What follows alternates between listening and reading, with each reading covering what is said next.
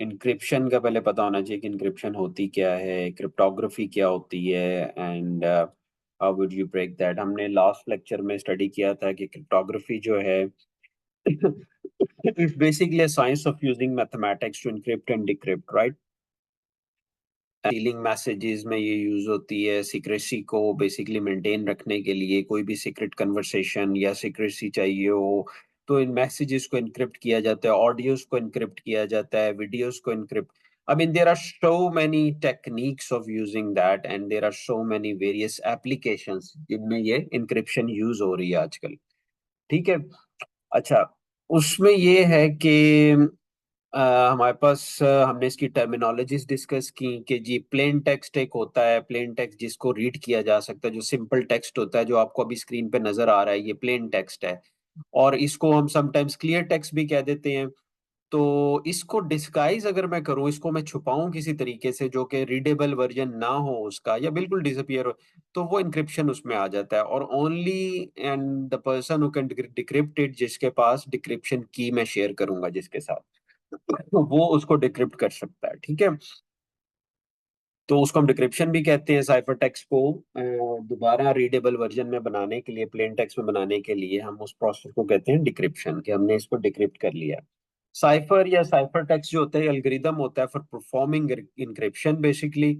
और ये series of well defined steps होते हैं which can be followed as a procedure.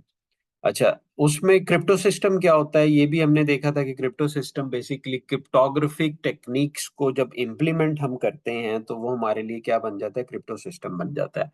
और उसकी भी आगे हम देखते हैं कि जी क्रिप्टो सिस्टम किन चीजों पे कंसिस्ट करता है। कि क्रिप्टो सिस्टम जो है, साइफर सिस्टम भी इसको कहते हैं, इसके कंपोनेंट्स कितने होते हैं।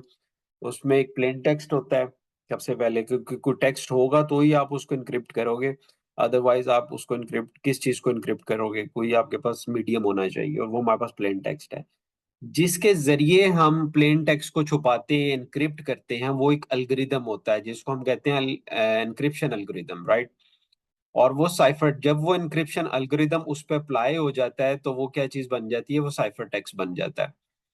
और फिर उसके ऊपर फर्दर एक डिक्रिप्शन अल्गोरिदम अप्लाई होता है जिसके जरिए वो एनक्रिप्शन की यूज की जाती है, जिससे कि आपको डिक्रिप्ट किया था मैसेज जिससे आपने, और फिर वो क्या था कि वापस वो प्लेन टेक्स्ट में आ जाता है।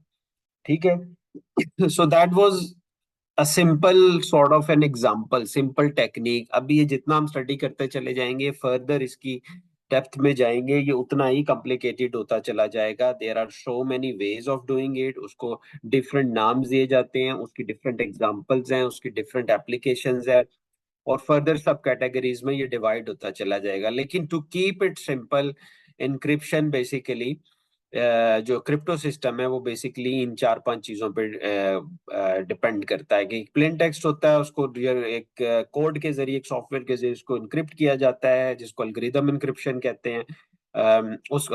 उसके बाद क्या होता है कि उसको डिक्रिप्ट करने के लिए वही एल्गोरिदम आपको चाहिए होता है, डिक्रिप्शन एल्गोरिदम, उसमें डिक्रिप्शन की होती है, and then it converts back to the plain text. अच्छा, उसको मतलब अगर आप इस डायग्राम को भी अगर आप देखें तो क्या इसमें बेसिकली बताया यही जा रहा है कि प्लेन टेक्स्ट है, उसको एनक्रिप्ट किया है, लॉक इज अ साइन के जी वो रीडेबल वर्जन में नहीं रहा, इस काइंड ऑफ इनक्रिप्टेड। उसके बाद उसको साइफर टेक्स्ट बना दिया, साइफर टेक्स्ट को फिर डिक्रिप्ट किया और वो वापस प्लेन टेक्स्ट में आ गया। की यूज हो रही है, यस, यूज अ की फॉर दैट। तो cryptography basically is a science or an art, you can say, concealing the message to introduce secrecy in information security। और इसको हम क्या कहते हैं, क्रिप्टोग्राफी कहते हैं इंफॉर्मेशन सिक्योरिटी में, साइबर सिक्योरिटी में। ठीक है। तो क्लियर टेक्स्ट को डिस्गाइज कर दिया जाता है। ठीक है। और इसमें ये है कि साइफर टेक्स्ट की टर्मिनोलॉजी भी आपको पता चल गई कि cipher text is basically cryptographic form of a plain text. अच्छा, क्रिप्टानालिसिस जो होते हैं वो क्या करते हैं, वो बेसिकली अटैकर्स होते हैं जो इसको ब्रेक करते हैं क्रिप्टोग्राफी को। ठीक है। और ये हमारे काम की चीज है। तो क्रिप्टोग्राफी, क्रिप्टोलॉजी, क्रिप्टोग्राफी और क्रिप्टनालिसिस पे बेस करती है। ठीक है। एक तो क्रिप्टोग्राफी हो गई कि जी जिसमें आपने उसको एनक्रिप्ट किया है, और जो उसको ब्रेक किया जाता है वो टेक्निक्स जो ब्रेक करने के लिए यूज होती हैं वो क्रिप्टनालिसिस में आ जाती हैं, ठीक है। तो cryptology consist of these two, cryptography and cryptanalysis. तो cryptanalysis is the science of analyzing and breaking secure communication. As I said कि secure communication यानी कि encrypted communication को ब्रेक करने के लिए उसको हम कहेंगे कि ये क्रिप्टनालिसिस है। अच्छा, उसके बाद जो चीज आ जाती है वो है जी आपके पास, go back to that point. और तो क्रिप्टनालिसिस, जो क्लासिकल क्रिप्टनालिसिस है, बेसिकली उसमें क्या क्या इन्वॉल्व होता है, combination of analytical reasoning, application of mathematical tools, pattern finding भी उसमें होता है। फॉर एग्जांपल अगर जेपीजी या कोई इमेज है उसके अंदर हाइड किया हुआ है कुछ, तो उसमें भी आपको बेसिकली क्या है कि you go for the pattern finding, या आप उसको ऑब्फ्यूकेशन टेक्निक जो उसने यूज की हुई है उसको आप पहले बिट फॉर्म में लेके आते हो उस इमेज को, और उसमें फिर आपको पता चल जाता है कि समथिंग इज नॉट एक्यूरेट, या something is been hidden into that sort of a picture, या उसकी बिट्स के अंदर जो चीज वो छुपाई होती है। अच्छा, उसके लिए patience, determination and luck, overall ये तो यूज होती ही है, लेकिन क्रिप्टोग्राफी में obviously this is a much more being used sort of trades. ये जो क्वालिटीज होनी चाहिए क्रिप्टोग्राफी में ज्यादा इसलिए हैं क्योंकि इट्स बिट बोरिंग। मैथमेटिक्स जहाँ पे इन्वॉल्व हो जाए ना, वहाँ पे चीजें वैसे भी बोरिंग हो जाती हैं। तो इसमें ये है कि you got to use a lot of algorithms, और जो मैथमेटिकल डेरिवेशंस में जो यूज होंगी वो बहुत ज्यादा हैं, लेकिन हमें यूज करने की जरूरत नहीं, बिकॉज हमें जो अब टूल्स अवेलेबल है मार्केट में, they do it for you. Basically आपने उसके अंदर सिर्फ और सिर्फ अपना साइफर टेक्स्ट या इनक्रिप्टेड मैसेज ही देना होता है। It has a job to break it, it has got that potential to break it. For example, अगर मैं एग्जाम्पल दूं, खैर वो तो बहुत आगे चल के होगा अभी, quantum computing, right? So quantum computing basically highest processing powers, right? कि आप millions of billions of computers को इकट्ठा करके उनकी प्रोसेसिंग पावर को इकट्ठा करके आप एक चीज को ब्रेक करने पे लगा दो कि तुम सबकी जॉब यही है कि इसकी इंक्रिप्शन ब्रेक करनी है, तो that is the quantum computing basically. कि उसकी हाईएस्ट प्रोसेसिंग पावर होती है, हाईएस्ट कैलकुलेटिंग पावर उसकी इतनी हो जाती है कि वो उसको ब्रेक करने में कामयाब हो जाता है। तो हमारे पास कुछ टूल्स ऐसे हैं जो सिंपल इंक्रिप्शन तो ब्रेक कर सकते हैं, but the latest encryption would be quite strong. ठीक है जी। अच्छा, अब आगे चलें तो cryptanalysts are also called attackers. Yes, I said that के जी क्रिप्टनालिसिस्ट जो हैं वो अटैकर्स भी उनको कहा जाता है। This is a complete different field, different area. ठीक है जी, क्रिप्टनालिसिस का काम ही यही होता है to break an encryption, right? To see encryption methodologies, to invent encryption methodologies and to break those encryption methodologies। ठीक है जी। तो ये हाईएस्ट लेवल ऑफ इंफॉर्मेशन या एक्सपर्टीज इसमें होती हैं, और इसके लिए बहुत सारा आपको स्किल सेट चाहिए होता है, बहुत सारे टूल्स का आपको पता होना चाहिए। एंड मेनली और very important thing is that your concepts around encryption should have been clear, कि कौन सी इंक्रिप्शंस जो हैं कहाँ से डिराइव हुई, कौन कौन से मेथड्स इंक्रिप्शन में यूज हुए एंड ऑल दैट। अच्छा, cryptology embraces both cryptography and cryptanalysis. Yes, that's what we have discussed. तो हिस्ट्री के ऊपर चले जाएं, क्योंकि हिस्ट्री से ही हमें सारी समझ आनी शुरू होगी कि बेसिकली ये कहाँ से स्टार्ट हुई थी, कौन कौन सी इसकी फॉर्म्स थी, और इसमें जो है पहले वक्तों में लोग कैसे एक मैसेज को दूसरी जगह पहुंचाते थे, और उसको कैसे इनक्रिप्ट करते थे, और फिर उसको कैसे डिक्रिप्ट किया जाता था। So there are various sort of, it's quite ancient technology. So as civilizations evolved, human beings got organized in tribes, groups, and kingdoms. We all know that.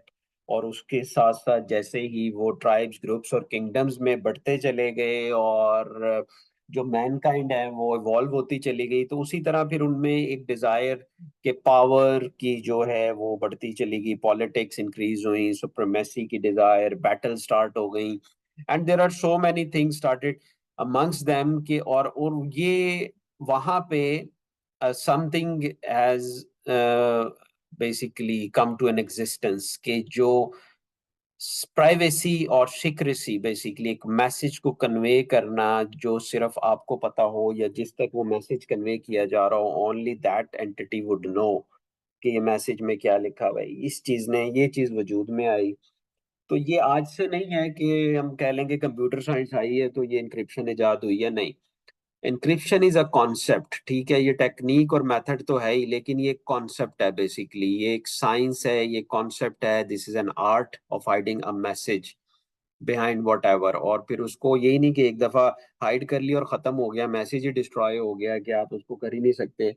नहीं, ये ऐसी है कि मैसेज भी एग्जिस्ट करे साथ साथ, और उसको easily रिट्रीव ना किया जा सके। ओनली यू नो और the person you have given that knowledge to, या उसको ट्रांसफर जिसके पास आपने किया है अपनी की को, अपने नॉलेज को, क्या आपने इसको इस तरह इनक्रिप्ट करना है, only that person can encrypt that. और ये चेंज भी इसीलिए होती रही है वक्त के साथ साथ, क्योंकि जैसे जैसे लोगों को पता चलता रहा है कि इनक्रिप्शन ऐसे ब्रेक होती है, अच्छा ये मेथड्स अप्लाई होते हैं, फिर एक नई टेक्निक जो है वो इन्वेंट करने के लिए लोगों को फोर्स कर दिया जाता है, मजबूर कर दिया जाता है कि आप वो नई टेक्निक इन्वेंट, क्योंकि जब इंक्रिप्शन बहुत इजीली ब्रेक होना शुरू हो जाए तो फिर कोई नई इंक्रिप्शन वजूद में आती है।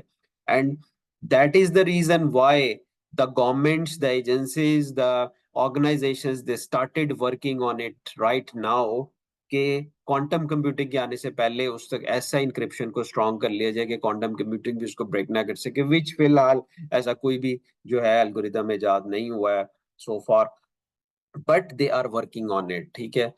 एक सदी पहले ही जो है इसकी कोशिश स्टार्ट हो गई है। So this is how encryption is important in terms of information security, cyber security, ethical hacking में।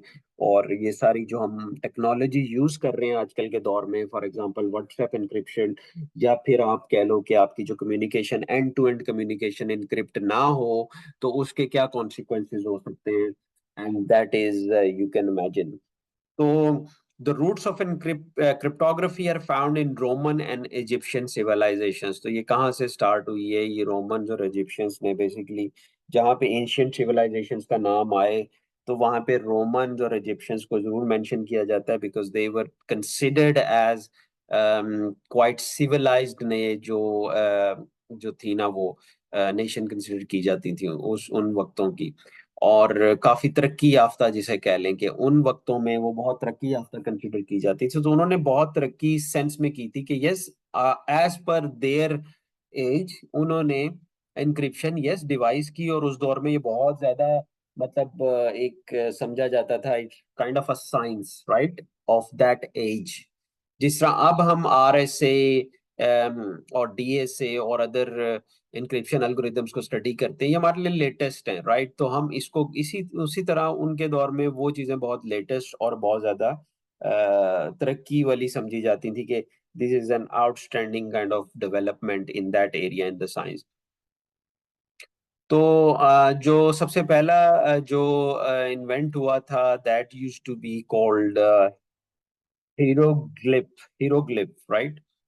हीरोग्लिफ जो था उसमें क्या था कि ये फर्स्ट नोन एविडेंस हमें हमें मिलता है कुछ 4000 साल पहले इजिप्शियंस ने, they started communicating by messages written in this language, hieroglyph, hieroglyph और hieroglyph whatever you can call it, but this is basically as per them कि ये जो उन्होंने सबसे पहला एक मैसेज बनाया था जो इनक्रिप्टेड था, ठीक है। और उसमें फिर उसके बाद जो रोमन्स ने ड्राइव किया वो Caesar shift cipher, Caesar cipher भी इसको कहते हैं, quite popular in cryptography. Caesar cipher किसी से भी आप पूछ लें, they would tell you that what Caesar cipher is. And Caesar you already most of you would known through the Roman films या एंशियंट फिल्म्स के सीजर बेसिकली क्या था, और उसके रेन में, उसके दौर में मतलब क्या क्या जो है डेवलपमेंट्स हुई हैं अराउंड दैट। तो सीजर शिफ्ट साइफर भी in that era that was invented. और ये क्या कर, ये इसका मतलब काम इसका यही होता था कि ये शिफ्ट करता था, जिस तरह के ABC 1 2 3 है, इसको 2 लेटर आगे कर दिए, 2 लेटर पीछे करके, और वो शिफ्टिंग पे रिलाई करता था कि लेटर्स और नंबर्स को एक जगह से दूसरी जगह शिफ्ट कर दिया जाता था, लेकिन आपके पास उसका एक मैप पड़ा रहता था, ठीक है। फॉर एग्जाम्पल अगर मैं इसको यूं समझाऊं कि लेट्स से आपके पास ये एक टेक्स्ट कह लें, ठीक है जी, A B C and D, ठीक है। अब हमने एक नंबर साइड पे रख लिया कि जी हमने टू लेटर्स ये शिफ्ट करना, राइट। तो आप क्या करोगे, एक और चार्ट बना लोगे साथ में, और उसमें आपने ये टू लेटर्स को आपने रिप्लेस कर देना है from the next two, basically आपने इसको शिफ्ट कर देना है to the next two, right. तो अगर ये ए बी सी डी अपनी सीक्वेंस में चल रहा है तो आप इसको ए को आप, अब यहाँ पे इसलिए कि इजी हो जाएगा यहाँ पे शो करना, अब ए को आप कर दोगे टू लेटर शिफ्ट कर दोगे तो ये क्या हो जाएगा, सी हो जाएगा। बी को टू लेटर्स कर दोगे, इट विल बी डी, ठीक है। इसी तरह सी को आगे फर्दर चला दोगे आप तो ये क्या आ जाएगा, एफ हो जाएगा। और डी को अगर आप आगे कर दोगे, why I can not, okay, तो ये जी में आ जाएगा, something like this, right. So this is just a simple sort of to get an understanding कि क्या बेसिकली किस तरह ये shifting of the letters would work at that point in time.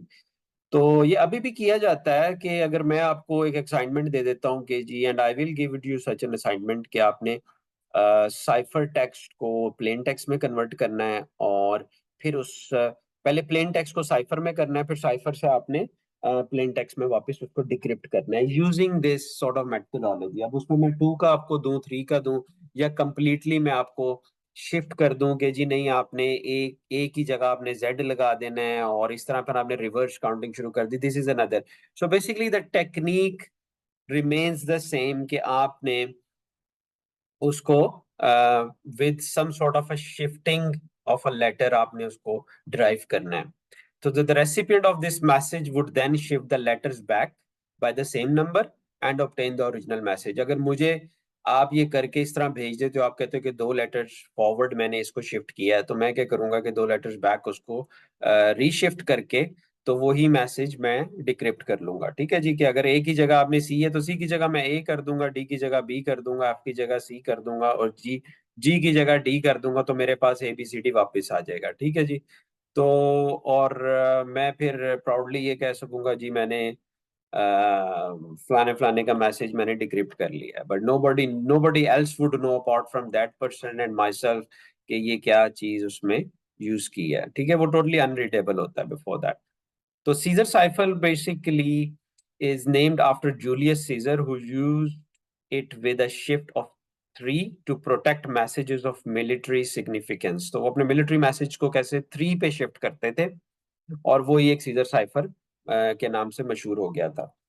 तो एज आई साइड की जब technology और या इस तरह की टेक्निक्स फेमस होने लग जाए, पता चल जाते, फिर एक नई टेक्नोलॉजी या नई एक शिफ्टिंग स्टार्ट होती है, या नया एक साइफर टेक्स्ट आ जाता है मार्केट में। तो अच्छा, साइफर टेक्स्ट की बात की तो cipher text basically is this that although there is a lot of two-way communication, in essence it boils down to sender that needs to send a message to a receiver in the presence of an enemy interceptor। अब ये सब हम किस लिए कर रहे होते हैं, हम जो है मैसेज को छुपा रहे हैं, मैसेज को हाइड कर, because somebody would not read it in the middle। पहले होता था जी, हॉर्स राइडर को दिया जाता था, वो जा रहा है जी, उसको अगर किसी ने रास्ते में रोक के उससे वो मैसेज छीन लिया, और उसके पास अगर डिक्रिप्शन की वो जो लेटर शिफ्टिंग की या जो भी उसके पास साइंस ना हुई, तो वो उसको उसके लिए वेस्ट है वो। बेसिकली ये एक मैथोडोलॉजी इसलिए रखी की थी, तो एनिमी इंटरसेप्ट जो बीच में करता है वो उस तक बेसिकली इंटरसेप्ट कर भी ले तो उसको वो मैसेज बेसिकली ना मिले, कॉन्फिडेंशियलिटी हमारी बरकरार रहे, सीक्रेसी या प्राइवेसी हमारी मेंटेन रहे। अच्छा, उसमें अब डिजिटल फॉर्म में भी यही चीज है कि सेंडर और receiver, we call it a sender और अ रिसीवर, ठीक है जी। तो उसमें अगर तो सेंडर आपका, for example this is your sender, and if it's if it's basically sending a message to another receiver, तो इसके पास जो है ये मैसेज जो इसने भेजा है, so the enemy would not basically decrypt it without having that converted into जो उसने इंक्रिप्शन टेक्निक उसमें रखी होगी। Send encrypted message. अब ये एक प्लेन टेक्स्ट है, ठीक है, this is a plain text been given and for example C is A shifted by 2, ठीक है जी। तो अब जो मैंने शिफ्ट की एग्जांपल दी थी, तो अब ए को 2 शिफ्ट किया हुआ उन्होंने सी पे ले गए, ए सी में हो गया, इस तरह टीवी में, और फिर टीवी में, फिर ए सी में। इस तरह ये 2 शिफ्टिंग की एक एग्जांपल है basically, but the plain text क्या है उसका, attack at dawn, right? So this is a message, a simple message, but it's been shifted by 2। और ये जो मैसेज आपको नजर आ रहा है नीचे, ये आप पढ़ के बता ही नहीं सकते हो कि ये क्या लिखा, unless you would reshift it back to the plain text, फिर आपको पता चल जाएगा कि हाँ। और वही टेक्निक होगी कि जैसे मैंने बताया कि आपने एक चार्ट बनाना है, उस चार्ट में आपने जो लेटर्स को जो आपने 2 शिफ्टिंग होगी तो आपने 2 के अकॉर्डिंगली करना है, 3 शिफ्टिंग होगी तो रिवर्स बैक आपने उसको 3 शिफ्टिंग में करके you would get your message back in a readable format. तो गोल्स, जी गोल्स इसके वेरी क्लियर कि it should be hard for the enemy to decrypt, it should easy for sender to encrypt and for the receiver to decrypt. तो goals बिल्कुल मतलब clear कर दिए हैं इसने कि जी उसमें सबसे पहले तो एक तो गोल, वेरी स्ट्रॉन्ग गोल, जो अभी तक यही गोल है इनक्रिप्शन का। बेसिकली मेन फंक्शन क्या है कि it should be hard for the enemy to decrypt any message या उसको रीड करे, it would make it very hard for the intruder और sniper और या जो भी बीच में कोई पैकेट्स को स्निफ करता है या आपको करता है। तो इंक्रिप्शन ऐसी हो जो स्ट्रॉन्गेस्ट इंक्रिप्शन हो, जो लेटेस्ट इंक्रिप्शन हो और उसमें डिक्रिप्शन के चांसेस बहुत कम हो। As I said, nothing is 100% secure. That's why I cannot guarantee or I cannot say it from my end कि जी decrypt नहीं हो सकता। Yes, of course, it can be decrypted depending on what technique you are using। और लेकिन 100% कुछ भी secure नहीं होता। It's always been involved with the time। It should be easy for the sender to encrypt and for the receiver to decrypt. Yes, there is no sort of confusion around that. A cipher is an encryption technique. We know that the original text or message to be encrypted is called the plain text. Yes, we already has discussed that KG plain text जो होता है वो easy to read होता है और वो encryption से पहले plain text होता है और decryption के बाद फिर plain text बन जाता है। तो बीच में क्या चीज आ जाती है, साइफर। वो बीच में जो ट्रेवल वो एज अ साइफर ट्रेवल कर रहा होता है और उस पर इंक्रिप्शन टेक्निक या इंक्रिप्शन एल्गोरिदम लगा होता है। अच्छा, the encrypted message or a text is called a ciphertext। Yes, goals and services की थोड़ी सी इन डेप्थ में चले जाएं। मैंने आपको एक चीज पहले पढ़ाई थी, CIA triad, if you remember that, के information security, cyber security revolves around 3 trades और 3 प्रिंसिपल्स जो होते हैं, एक इंटेग्रिटी, अवेलेबिलिटी और कॉन्फिडेंशियलिटी। अगर इन तीनों में से कोई एक चीज ब्रेक हो जाती है, और यही हैकर का एक टारगेट होता है कि इन तीनों में से किसी एक चीज के पीछे वो होता है, या फिर उसकी कॉन्फिडेंशियलिटी को उसने ब्रेक करना होता है, या फिर उसकी इंटेग्रिटी कि उसको मैसेज को कम्प्लीटली चेंज करना होता है, या वेबसाइट को डीफेस करना होता है। This is an attack on the integrity of that website. Availability, या फिर उस वेबसाइट को डाउन कर दो जी, डीडोस अटैक किया है, उसको डाउन कर दिया, उसकी अवेलेबिलिटी खत्म हो गई है। These 3 factors would always been compromised in either one of these or either 3 of them together। तो इसके इर्द गिर्द ये घूम रहा, और हमारा इंक्रिप्शन का गोल भी यही होता है कि इंक्रिप्ट किया जाए ताकि टू सिक्योर दैट कम्युनिकेशन। तो the primary goal of cryptography is to secure important data on a hard disk. ये हार्ड डिस्क की एग्जांपल इसलिए दी हुई है कि hard disk on data at rest, के डेटा 2-3 तरह का होता है बेसिकली। डेटा एट रेस्ट होता है, ये किसकी एग्जांपल है, ये रेस्ट की एग्जांपल है, जब डेटा एक जगह पे पड़ा हुआ हो, ठीक है। और अगर डेटा ट्रेवल कर रहा है, जिस तरह की आप एक दूसरे से कम्युनिकेट करते हो ओवर द नेट, वो कम्युनिकेशन चाहे वो क्लाइंट टू सर्वर हो, चाहे पर्सन टू पर्सन हो, that is your data, it's at rest, your voice message is at rest, your messages are data in transit, sorry, आपके messages वो transit में होते हैं, ठीक है, वो ट्रेवल कर रहे होते हैं एक पॉइंट से दूसरे पॉइंट में, ठीक है जी। वो क्या कहते हैं, उसको हम ट्रांजिट कहते हैं। और ये जो डेटा होता है इसको भी हम इंक्रिप्शन के जरिए ही सिक्योर करते हैं, और उस इंक्रिप्शन को हम क्या कहते हैं, एसएसएल। जब हम एक वेबसाइट पे HTTPS लगा देते हैं तो वो वेबसाइट क्या हो जाती है, सिक्योर कम्युनिकेशन में चली जाती है। और अगर वो HTTP वाली रहे, सिर्फ HTTP उस पे हो, तो वो सिक्योर कम्युनिकेशन नहीं होती। इस वजह से जब आप कोई वेबसाइट ओपन करते हो, उसके ब्राउजर के लेफ्ट साइड पे एक साइन, लॉक साइन आ रहा होता है। वो लॉक साइन क्या शो कर रहा होता है कि that communication would be secure on your website. और एक ब्राउजर आप ओपन करते हो और उसमें आपको वेबसाइट का एड्रेस टाइप करते हो, और वो आपको मैसेज दे देता है कि this website is not secure, basically you are proceeding at your own risk. उसका क्या मतलब है कि वो वेबसाइट SSL एनक्रिप्टेड नहीं है, वो SSL उस पे नहीं चल रहा, क्योंकि ये सिक्योर सॉकेट लेयर की एक छोटी वर्जन, एक फॉर्म है जिसको हम SSL कहते हैं, सिक्योर सॉकेट लेयर। उस पे लगा दी जाती है पैकेट्स को, जो पैकेट्स की फॉर्म में हमेशा डाटा ट्रांसफर करता है। वो पैकेट्स एनक्रिप्ट हुए होते हैं आपके, ठीक है। तो एक डाटा एट रेस्ट हो गया, डाटा इन ट्रांजिट हो गया। The primary goal of the encryption is to secure that data, basically, चाहे वो रेस्ट में हो चाहे वो उसमें हो, in any medium, may not be secure, or usually that medium is a computer network. Well, it can be any net in anything, but हम computer network basically हम study, हम उस चीज को कर रहे हैं, cyber security को, ethical hacking को, so digital basically हम चल रहे हैं, digital formats, whatever would be terminologies would come across, वो सारी उसी के हम context में लेंगे कि ये हमारा मीडियम क्या है, कंप्यूटर नेटवर्क है बेसिकली, दैट्स व्हाट। अच्छा, उसमें एज आई सेड कि उसमें हार्ड ड्राइव भी आपकी हो सकती है, उसमें डेटा जो आप ट्रेवल कर रहे हैं ओवर द इंटरनेट वो भी हो सकता है, आपके अपने एक WLAN में अगर आपके लैन नेटवर्क में डाटा ट्रेवल कर रहा है वो भी हो सकता है। और ये है कि वॉइस कम्युनिकेशन में चल रहा है, over the voice over IP पे चल रहा है, वो भी आपका डेटा उसमें आ जाता है। So there are three things which needs to be considered. That is protecting these three things as per the encryption goals. अच्छा, अब उसमें सर्विसेज कौन कौन सी आ जाती हैं इंक्रिप्शन में। इंक्रिप्शन की जो सर्विसेज हैं, वी विल स्टडी दैट के कॉन्फिडेंशियलिटी, इंटेग्रिटी एंड ऑथेंटिकेशन और नॉन रेपुटेशन। अच्छा, confidentiality we have discussed already, integrity का भी हमें पता है, ऑथेंटिकेशन का भी पता है। अगर किसी को नहीं इसमें पता तो वो they can raise their question and I can tell them again. Non reputation एक ऐसी टर्म है जो पहली दफा मेरा ख्याल है आप लोग सुन रहे हैं कि नॉन रेपुटेशन।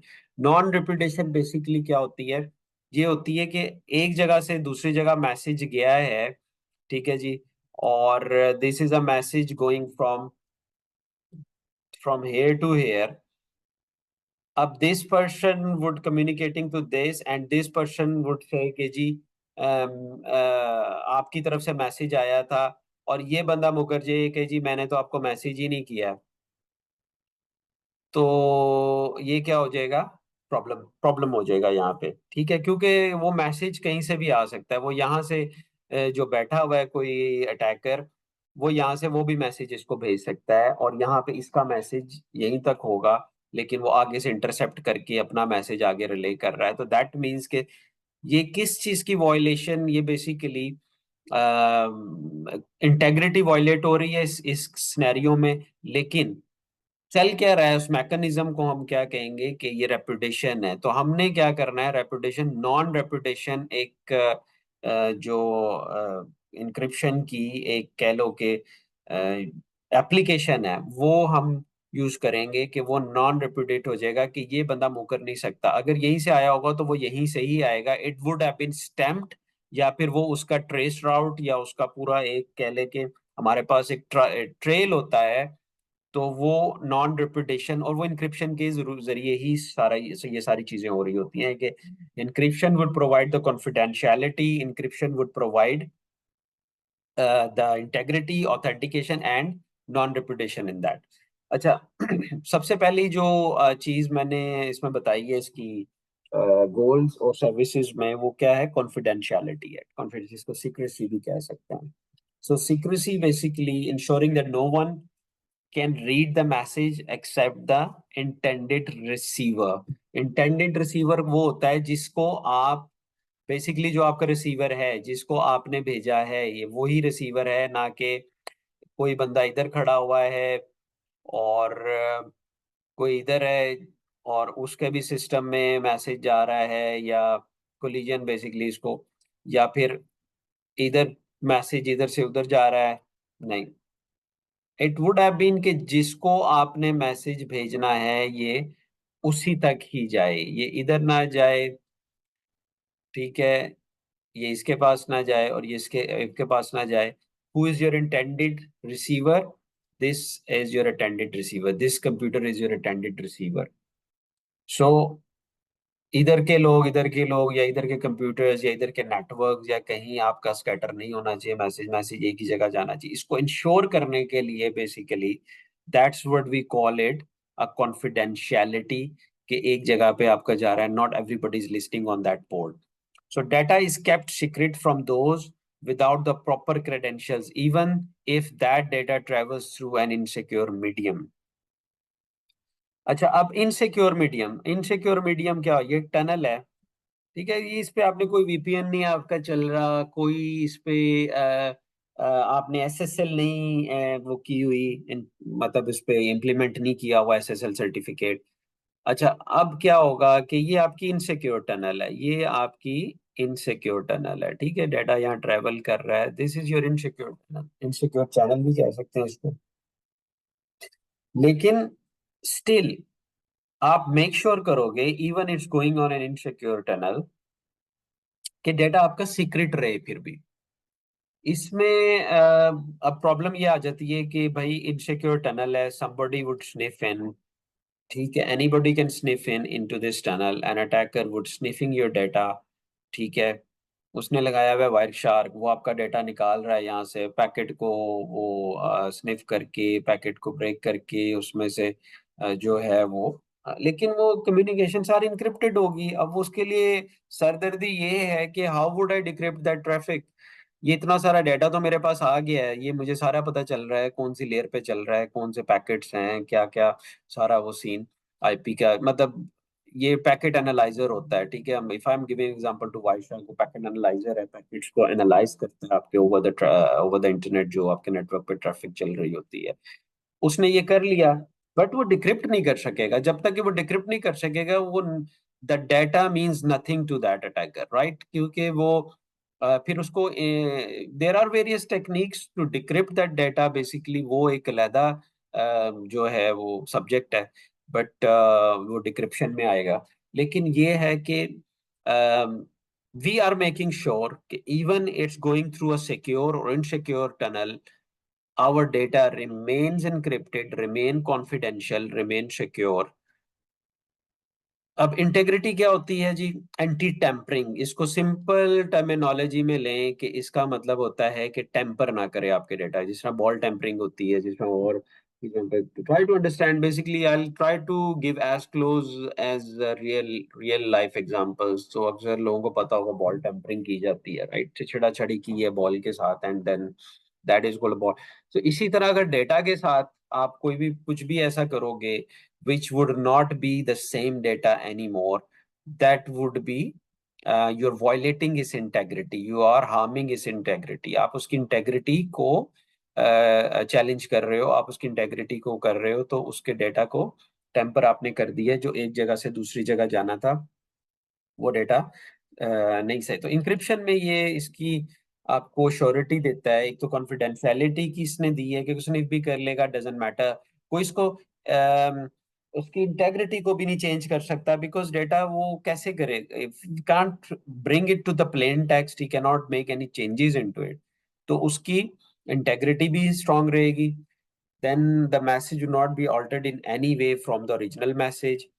और थर्ड थिंग आ जाती है ऑथेंटिकेशन। ऑथेंटिकेशन होती है जब हम किसी चीज को ऑथेंटिकेट करते हैं। अब हमारे पास 2FA गूगल ऑथेंटिकेटर है, माइक्रोसॉफ्ट ऑथेंटिकेटर है, हम उसको क्या करते हैं, वो हमें की देता है सेपरेटली। अगर हमने बैंक में लॉग इन करना है, बैंक भी आपको कहेगा जी आपके फोन नंबर पे एक टेक्स्ट आएगा, या आपके हम कॉल करेंगे, वो ऑथेंटिकेट कर रहा होता है आपको कि are you the same person. अगर आपको कोई व्हाट्सएप से, this is quite common and I have to say it and I have to use this examples bluntly nowadays, क्योंकि लोगों के साथ ये स्कैम्स हो रहे हैं and WhatsApp it's quite common scam. दो तरह के ये स्कैम्स होते हैं। इस पे मैंने वीडियोस भी काफी बनाई हैं, इस पे मैं लेक्चर्स भी अपने ड्राइव कर रहा हूँ। स्पेशली एक टॉपिक ही इस पे मैंने रखना होता है, whether it would be my hacking lessons, whether it would be my cyber security lessons. और इस पे मैं आ रहा हूँ ये करने के लिए कि दो तरह के व्हाट्सएप स्कैम्स जो क्वाइट कॉमन, एक तो ये है कि उसमें आपका व्हाट्सएप हाईजैक किया जाता है, ऑथेंटिकेशन को वायलेट किया जा रहा है कि जी वो जो पिन आपको आता है, आप वो पिन जो है इंटेंशनली अनइंटेंशनली उसको दे देते हो अटैकर को, या आपके जो आपको सोशल इंजीनियर कर रहा होता है, आपके माइंड के साथ प्ले कर रहा होता है।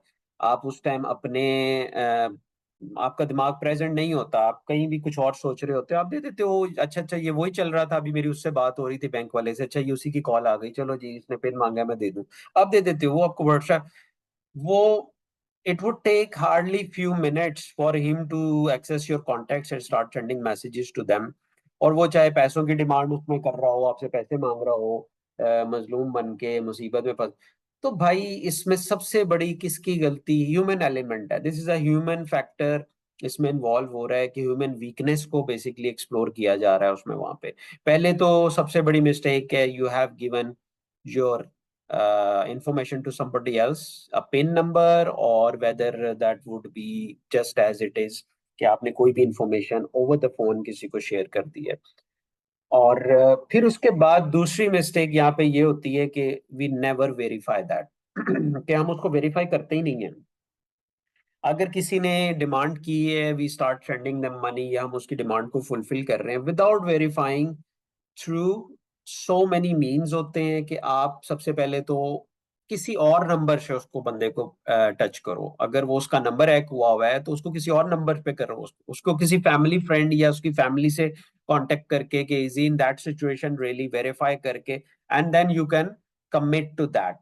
Even there are so many other possibilities to contact the genuine person to the real person। दूसरा ये फ्रॉड होता है कि they contact you as per your, hack भी नहीं हुआ तो आपका WhatsApp it is still there, the only thing is they would be playing with your mind कि आपकी मैं फलाना बंदा बोल रहा हूँ, इफ दे नो यू कि जी है, उसको पता है कि you are you are basically related to somebody, या आपका कोई फ्रेंड है या आपका रिलेटिव है, you can say that basically yes I am talking to that, मैं ये इस मसले में हूँ, इस प्रॉब्लम में, मुझे पैसे भेजें। बेसिकली क्या होता है कि आप उसको पैसे भेज देते हो या नहीं भेजते, that's another thing, but you still had to verify. आपके पास उस बंदे का ओरिजिनल नंबर है, आप उसको उस पे करें, नहीं तो आप again the second method you got to use to verify someone to authenticate it through their friend or relative or anybody else, whether that story is true or whether that is a genuine situation। there is no sort of shyness in that कि आप शर्मा शर्मा शर्मी में या आप oblige कर रहे होते हो, that well and good कि that's your own good traits, good qualities, but in this era basically you got to be more sort of sensitive around that के rather than emotional, right? कि आप उसके around ज्यादा verifications करें, ज्यादा authenticate करें, फिर आप उसको वो करें। मेरे पास डेली की बेसिस पे I get few messages daily, 10-20 messages, उसमें कभी मुझे व्हाट्सएप पे आ रहे होते हैं, कभी मुझे मैसेंजर पे आ रहे होते हैं, कभी मुझे डायरेक्ट कॉल्स आ रही है, कभी मुझे ईमेल्स आ रही हैं, और all going in my trash, क्योंकि मुझे पता होता है कि this is all sort of a fishing campaigns या फिशिंग वो चीजें चल रही हैं, ठीक है।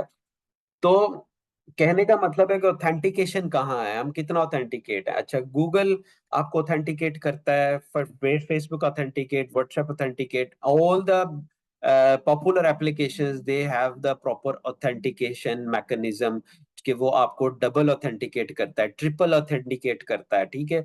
3FA भी है, आप एक ऑथेंटिकेशन नहीं, there are authentication methods, there are so many methods. 2FA है उसके अंदर, उसके अंदर 3FA है, उसके अंदर जो है आपके पास हार्डवेयर मॉड्यूल्स हैं, जिस तरह की है आपके पास सिक्योरिटी की है, जिसको की फॉब भी कहते हैं या आप उसको उबी की भी कह सकते हैं। उबी की एक मिलती है मार्केट में, दैट्स जस्ट लाइक आपको उसको थंबप्रिंट आप अपना रखें तो आप वेरीफाई हो जाते हो, आपको पासवर्ड की जरूरत नहीं पड़ती। एक आपका पिन होता है और दूसरी वो की होती है जिससे कि आप अपना वेरीफाई कर लेते हो जस्ट विद योर फिंगरप्रिंट। तो वो यूएसबी की तरह होती है, आपने लगाई प्लग की आप ये आपके ऑथेंटिकेशन मैकेनिज्म्स हैं ये सारे, ठीक है। 2FA में क्या होता है कि आपको डबल ऑथेंटिकेशन करनी पड़ती है, password and the another pen which would be sent to your email via to your phone, via to your authenticator app। 3FA में वो ट्रिपल में जो है ऑथेंटिकेशन उसमें आ जाती है, password plus your biometric card और योर फॉब की और probably again with your authenticator. तो इसी तरह there are so many authentication इसीलिए बढ़ाई जा रही है, basically there are so many sort of hacks, scams, or fraudulent transactions, fraudulent entries into the systems। So cryptography उसको भी फुलफिल करती है। क्रिप्टोग्राफी बेसिकली जो है वो आपके ऑथेंटिकेशन को भी बेसिकली प्रोटेक्ट कर रही होती है। उसका गोल है to basically get the authentication encrypted, basically to establish an entity for authentication purposes. The process of proving one's identity, the primary forms of host to host authentication on the internet today are name based or address based, both of which are notoriously weak। ठीक है जी, name base पे हम चलते हैं, जैसे हमारे फलानी websites के नाम, तो that's not really kind of proper sort of कह लें कि स्ट्रॉन्ग मेथड्स के, या स्ट्रॉन्ग नहीं है इतने वो, कि उसमें एड्रेसेस को भी स्पूफ किया जाता है, इंटरनेट एड्रेसेस को, होस्ट को। और साथ में ये है कि जो आपकी ये तो होस्ट की बात हो गई, और इसके अलावा भी अगर आप कह लें कि जो इंटरनेट पे नेम बेस चल रही है, ठीक है, एड्रेस बेस या नेम बेस या होस्ट बेस, वो भी आपकी जो है वीक्स हैं, उसमें भी there are attacks which can easily been implemented on that, ठीक है। आगे चलें, non reputation, I was telling you that non reputation again वही चीज आ जाती है कि receiver would be able to say that कि जी मैंने ये मैसेज आपको और sender would be able to say that कि मैंने आपको मैसेज नहीं भेजा था टू द रिसीवर, राइट। ये मैसेज आपको कहाँ से आया है, किसने किया है, दैट इज अनदर स्टोरी। अब ये नॉन रिपुटेशन को भी खत्म करता है इस बीच में से कि if would be the sender, it would be the sender, obviously, because that's properly encrypted, time stamped, and all other authentication mechanisms were in place where you can authenticate that it was the same sender who's sending you the messages, not a third party। A mechanism to prove that the sender really sent this message। अच्छा, अब चलें, ये non reputation तक हमने कर लिया है। इस टाइप्स ऑफ क्रिप्टोग्राफी में आ जाते हैं हम, ठीक है जी। अब क्रिप्टोग्राफी की मैंने आपको बताया था कि ये इतनी सिंपल नहीं है जितनी नजर आ रही है, जितना कि मैंने अभी तक एक्सप्लेन किया है ये इतनी सिंपल नहीं है, ठीक है। इसमें टाइप्स हैं, जिसमें सिमेट्रिक की क्रिप्टोग्राफी है, एसिमेट्रिक की क्रिप्टोग्राफी और हैशिंग फंक्शंस हैं या हैशिंग एल्गोरिदम्स हैं, ठीक है, जिसको हम हैश फंक्शन भी कहते हैं। तो ये जो है इसकी टाइप्स हैं और कैसे मतलब क्रिप्टोग्राफी फर्दर सब डिवाइड हुई है और कितनी, कौन सी स्ट्रांग है, कौन सी जो है वीक है। ऑब्वियसली सिमेट्रिक जो है वो बहुत वीक है, ये सिर्फ मैं कहूँगा कि सिर्फ थ्योरी के लिए हम करेंगे, स्टडी के लिए करेंगे, बट एक्चुअल जो यूजेस है ना, प्रैक्टिकलिटी जो लाइफ में जो चल रहे हैं, वो एसिमेट्रिक चल रही है, ठीक है। और ये भी मैं आपको बताऊंगा कि इसमें डिफरेंस क्या है इन दोनों में, हैशिंग फंक्शंस चल रहे हैं और एसिमेट्रिक चल रही है। तो एसिमेट्रिक बेसिकली इस क्रिप्टोग्राफी, और हैश फंक्शन जो है बेसिकली ये उसकी इंटेग्रिटी के लिए यूज होता है। हैश फंक्शन जो है ये किस लिए यूज होता है, ये सिर्फ इंटेग्रिटी के लिए हमारा यूज हो रहा है। इट चेक्स बेसिकली, जब मैं कहता हूँ चेक सम, बेसिकली एक फाइल का चेक सम दूसरी फाइल के चेक सम से मैच करना चाहिए उसकी इंटेग्रिटी, ये वही फाइल है जो हमारे पास सेंडर ने हमें भेजी है कि ये वही फाइल है, इसमें कोई चेंजिंग तो नहीं हुई। वो हैश चेक करता है, हम हैश उसका हैश फंक्शन लगाते हैं और वो बता देता है कि ये वही फाइल है या ये चेंज हुई है, ऑल्टर हुई है, ये वो फाइल नहीं है, इसका चेक सम डिफरेंट आ रहा है। ठीक है, एक छोटी सी उसकी कमांड होती है, आपने फाइल डाली, वो कमांड डाली और उसके साथ आपने वो फाइल लगाई तो वो आपको चेक सम बता देता है उसका। अच्छा, सिमेट्रिक और एसिमेट्रिक में जो मेजर डिफरेंस है ना, वो कीज का है। ठीक है, अभी हम कीज को भी स्टडी करेंगे। सिमेट्रिक की क्रिप्टोग्राफी में क्या होता है कि सबसे पहले आपके पास एक की होती है, बस वो एक ही की होती है। ठीक है जी, दैट इज वन की, और यही की शेयर हो रही होती है ऑन बोथ साइड्स। ठीक है, तो सेंडर भी, उसके पास भी यही की चल रही होती है, वो इनक्रिप्ट भी इसी की से करता है, और जो उसको फिर वो पास ऑन कर देता है किसको, रिसीवर को, और वो भी यही की यूज करता है इसको डिक्रिप्ट करने के लिए। सो देर इज ओनली वन की between these to parties. Okay, symmetric की का ये बहुत बड़ा मसला है, और उसमें आगे फर्दर बताऊंगा कि ये क्यों ये इश्यूज जो हैं। एसिमेट्रिक में दो तरह की कीज होती हैं। एसिमेट्रिक को अगर मैं ले लूं तो इसमें टू कीज होती हैं, और वो कीज कौन कौन सी होती हैं, एक पब्लिक की होती है और एक प्राइवेट की होती है, और इसने वो मसला ही हल कर दिया। That's why so far it's strongest encryption. और उसमें भी कई तरह की इंक्रिप्शन हैं, कुछ वीक होती जा रही हैं, कुछ हम नहीं यूज करते, कुछ डिप्रिकेटेड एल्गोरिदम्स हैं, कुछ लेटेस्ट आ गए हैं। तो इसमें ये टू कीज यूज हो रही हैं, पब्लिक की भी है और प्राइवेट की भी है। ठीक है, अब हैश फंक्शन है, वो मैं आपको बता चुका हूँ कि हैश फंक्शन हम इंटेग्रिटी के लिए चेक करते हैं, यूज करते हैं। सिमेट्रिक की आपके सामने जो डायग्राम आ रही है, इसको जरा गौर से आप देखें। इन दोनों कीज में कोई डिफरेंस नहीं है, सिमेट्रिक की यहाँ पे भी यूज हो रही है। ठीक है, और सिमेट्रिक की यहाँ पे भी यूज हो रही है, दोनों सिमेट्रिक की यूज कर रहे हैं। ओरिजिनल डाटा साइफर टेक्स्ट बना इसी की को यूज करते हुए, साइफर टेक्स्ट में कन्वर्ट हुआ, फिर साइफर टेक्स्ट इसी की को यूज करते हुए ओरिजिनल फॉर्म में चला गया। ये एक सिंपल स्ट्रेट फॉरवर्ड इलस्ट्रेशन है सिमेट्रिक की।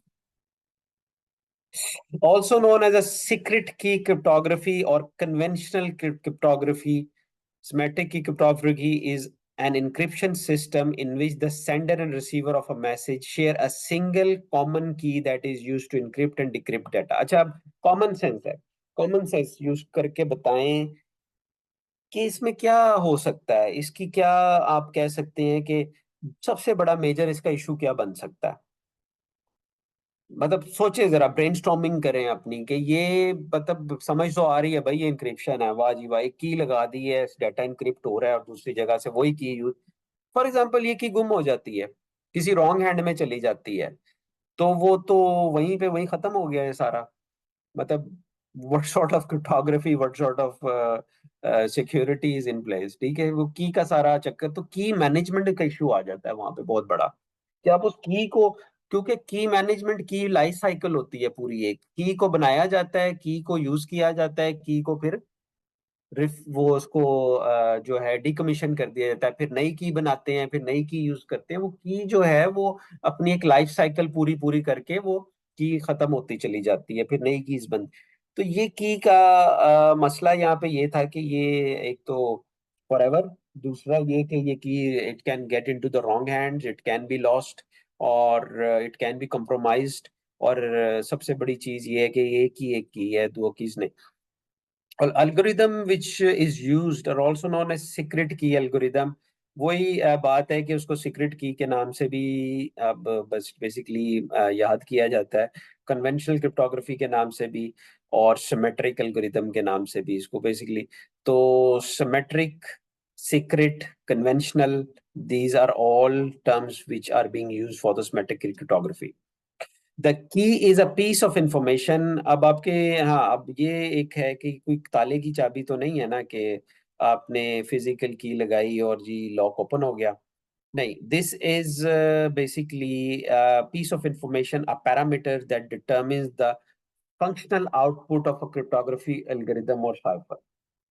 ठीक है जी, तो ये दिस इज जस्ट एक पैरामीटर होता है जो आप बेसिकली आप उसको देते हो, पास ऑन करते हो within your coding, within your algorithm. और क्या है कि वो that parameter would be considered as a key, ठीक है। तो वो एक लाइन होती है जो आपने उसमें देनी है, सीक्रेट बेसिकली, और वो जैसे एक पैरामीटर आप दे रहे हो, उसमें क्या होता है कि फिर वो वही सीक्रेट वो यूज हो रहा होता है। दूसरी तरफ डिक्रिप्शन एल्गोरिदम में, डिक्रिप्शन सॉफ्टवेयर, डिक्रिप्शन कोड में जब तक वो आप उसके अंदर नहीं डालोगे तो बेसिकली वो आपका डिक्रिप्ट नहीं होगा, और it has to be the same. अच्छा, अब बात आ जाती है कि इसको फर्दर जो है इसका, the key for encryption and decryption, the file had to be known to all the recipient. Yes, हमें पता है इस चीज का कि एक को दूसरी तरफ भी पता होना चाहिए और जो भेजने वाला है उसको भी वो पता होना चाहिए। The message could not be decrypted by conventional means, और वैसे आप उसको डिक्रिप्ट नहीं कर सकते, तो it has to be a secret key between these two. Encryption and decryption both are performing at that level. अच्छा, उसके एग्जांपल्स हैं। अगर आप इसको नेट पे भी चेक करें आप, और मैं सजेस्ट करूंगा, आपको रिकमेंड करूंगा कि आप what ever you would be listening air, या आप देख रहे होते हो या आप उसको फर्दर रिसर्च करो। Because I remember when I was studying this, right, I was in the university and I was, हमें ये लेक्चर डिलीवर कर दिया जाता था थ्रू काइंड ऑफ इंक्रिप्शन के, जो कह लो कि फाउंडर्स बेसिकली, समटाइम्स मैं कहूंगा कि my professor was in Royal Holloway, जब मैं लंदन यूनिवर्सिटी में था, he had written so many books on encryption, ठीक है, और उन्हीं की बुक्स बेसिकली यूनिवर्सिटीज में पढ़ाई जाती थी। And he has worked kind of, काफी उन्होंने इंक्रिप्शन पे काम किया है और काफी अवार्ड्स, और उन्होंने इन्वेंट बेसिकली इंक्रिप्शन की, ठीक है। तो वो बेसिकली लेक्चर डिलीवर करते थे, right, but the rest they leave it to us basically. अब आप जाओ जी, चलो जी, अब time is for you to research. आप लाइब्रेरी जाओ, go sift through the books, आप बैठो, गूगल करो उस टॉपिक को, उसमें रिसर्च आर्टिकल्स, रिसर्च पेपर्स को पढ़ो। तो वो ही जो है, हम पढ़ पढ़ के वो थक जाते थे कि एक ही कॉन्सेप्ट होता था, but we have to deep dive into it. फिर जो हमारे पास क्वेश्चंस आते थे, फिर जो चीजें आती थी कॉम्प्लिकेशन या असाइनमेंट्स में कोई, then we had to discuss with that professor, right, with that supervisor, हमारे जो प्रोजेक्ट के होते थे।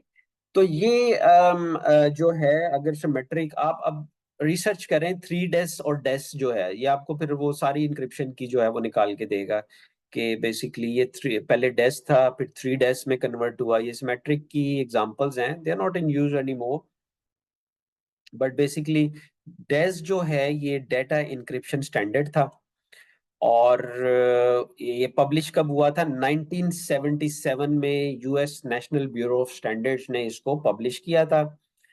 तो स्टैंडर्ड्स जो होते हैं ना, बेसिकली ये इंडस्ट्री, जब आप इंडस्ट्री में काम करते हो, जो इंडस्ट्री एक्सपर्ट्स होते हैं, या they are working within sort of cyber security, या इसमें अगर काम कर रहे हैं इंफॉर्मेशन सिक्योरिटी की लाइन में, they have to follow the standards, ठीक है। हमारे पास गाइडलाइंस होती हैं, स्टैंडर्ड्स होते हैं हमारे पास, और हमारे पास प्रोसेसेस होते हैं।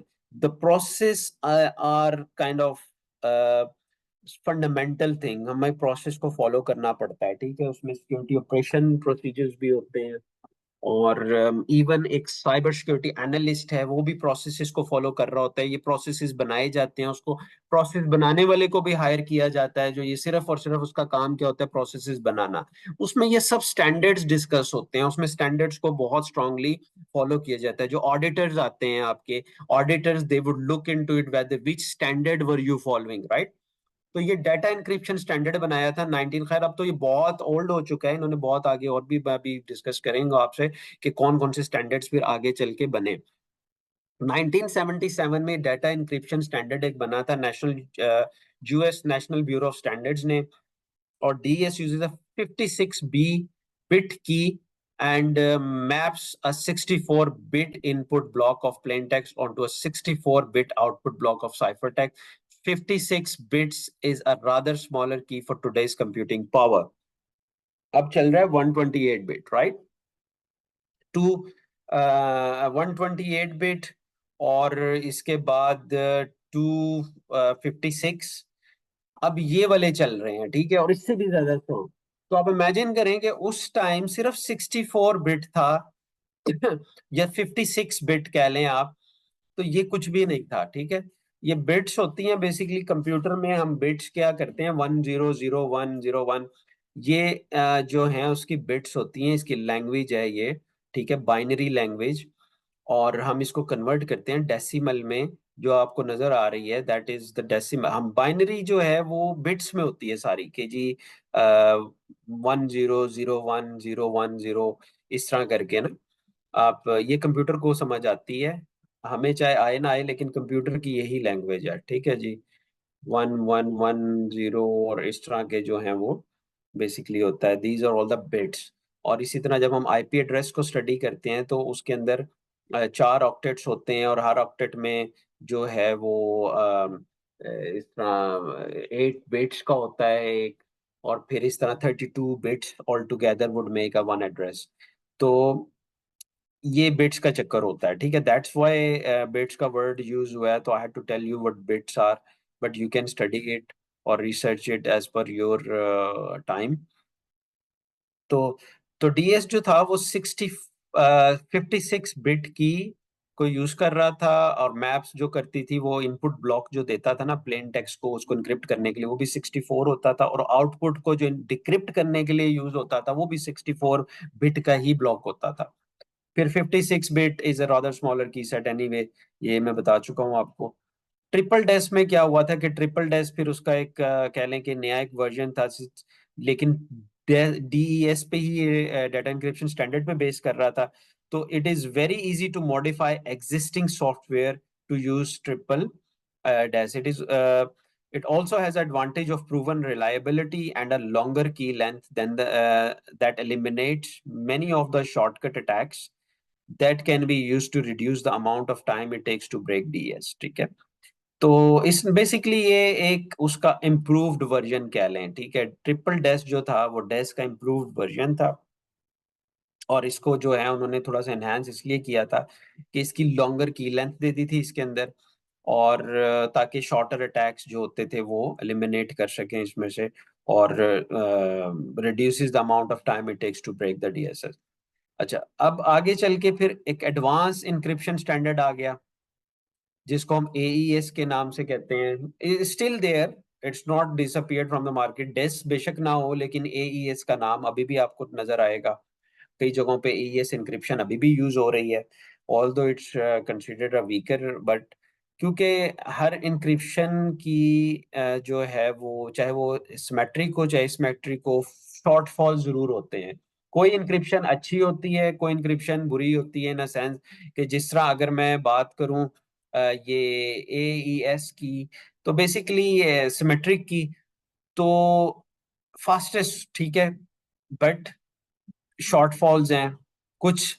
अगर एसिमेट्रिक है, अगर वो स्लो भी, लेकिन उनके रिलायबिलिटी बहुत ज्यादा है।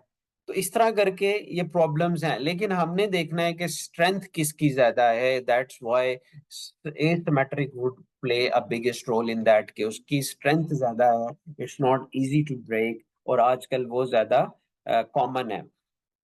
Advanced encryption standard is an encryption standard adopted by the US government, right? Again, US government, ठीक है। टीसीपी आईपी भी इन्होंने उठाया, फिर एईएस है।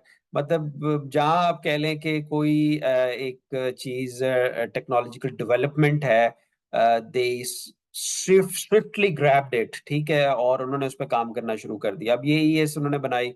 The standard comprises 3 block ciphers, ठीक है। अब इसमें 3 ब्लॉक साइफर्स उन्होंने बनाए, AES-128, AES-192, AES-256। Remember I mentioned about 256, 128, जबकि वो पिछला वाला क्या था, जबकि पिछला वाला आपके पास आ रहा था 64 बिट ओनली, ठीक है।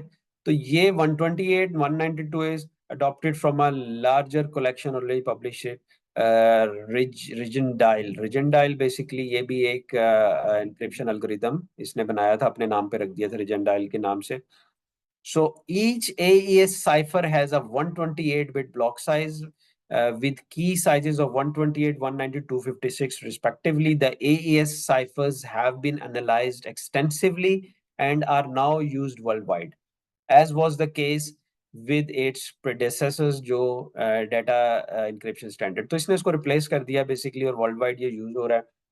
अच्छा, इसमें सिमिलरली टेक्निक वही है कि सेंडर है, वो भेजता है इसको प्लेन टेक्स्ट को, सीक्रेट की यूज करता है, साइफर टेक्स्ट में कन्वर्ट करता है, फिर वो सीक्रेट की यूज होती है और प्लेन टेक्स्ट में कन्वर्ट हो जाता है, रिसीवर के पास चला जाता है। ये इंक्रिप्शन सर्वर लगा हुआ है, ये डिक्रिप्शन सर्वर लगा हुआ है, यहाँ पे ये एल्गोरिदम्स चल रहे हैं, ठीक है, या यहाँ पे डिक्रिप्शन हो रही है, यहाँ पे इंक्रिप्शन हो रही है, और ये एक सिक्योर चैनल बना दिया, ठीक है जी।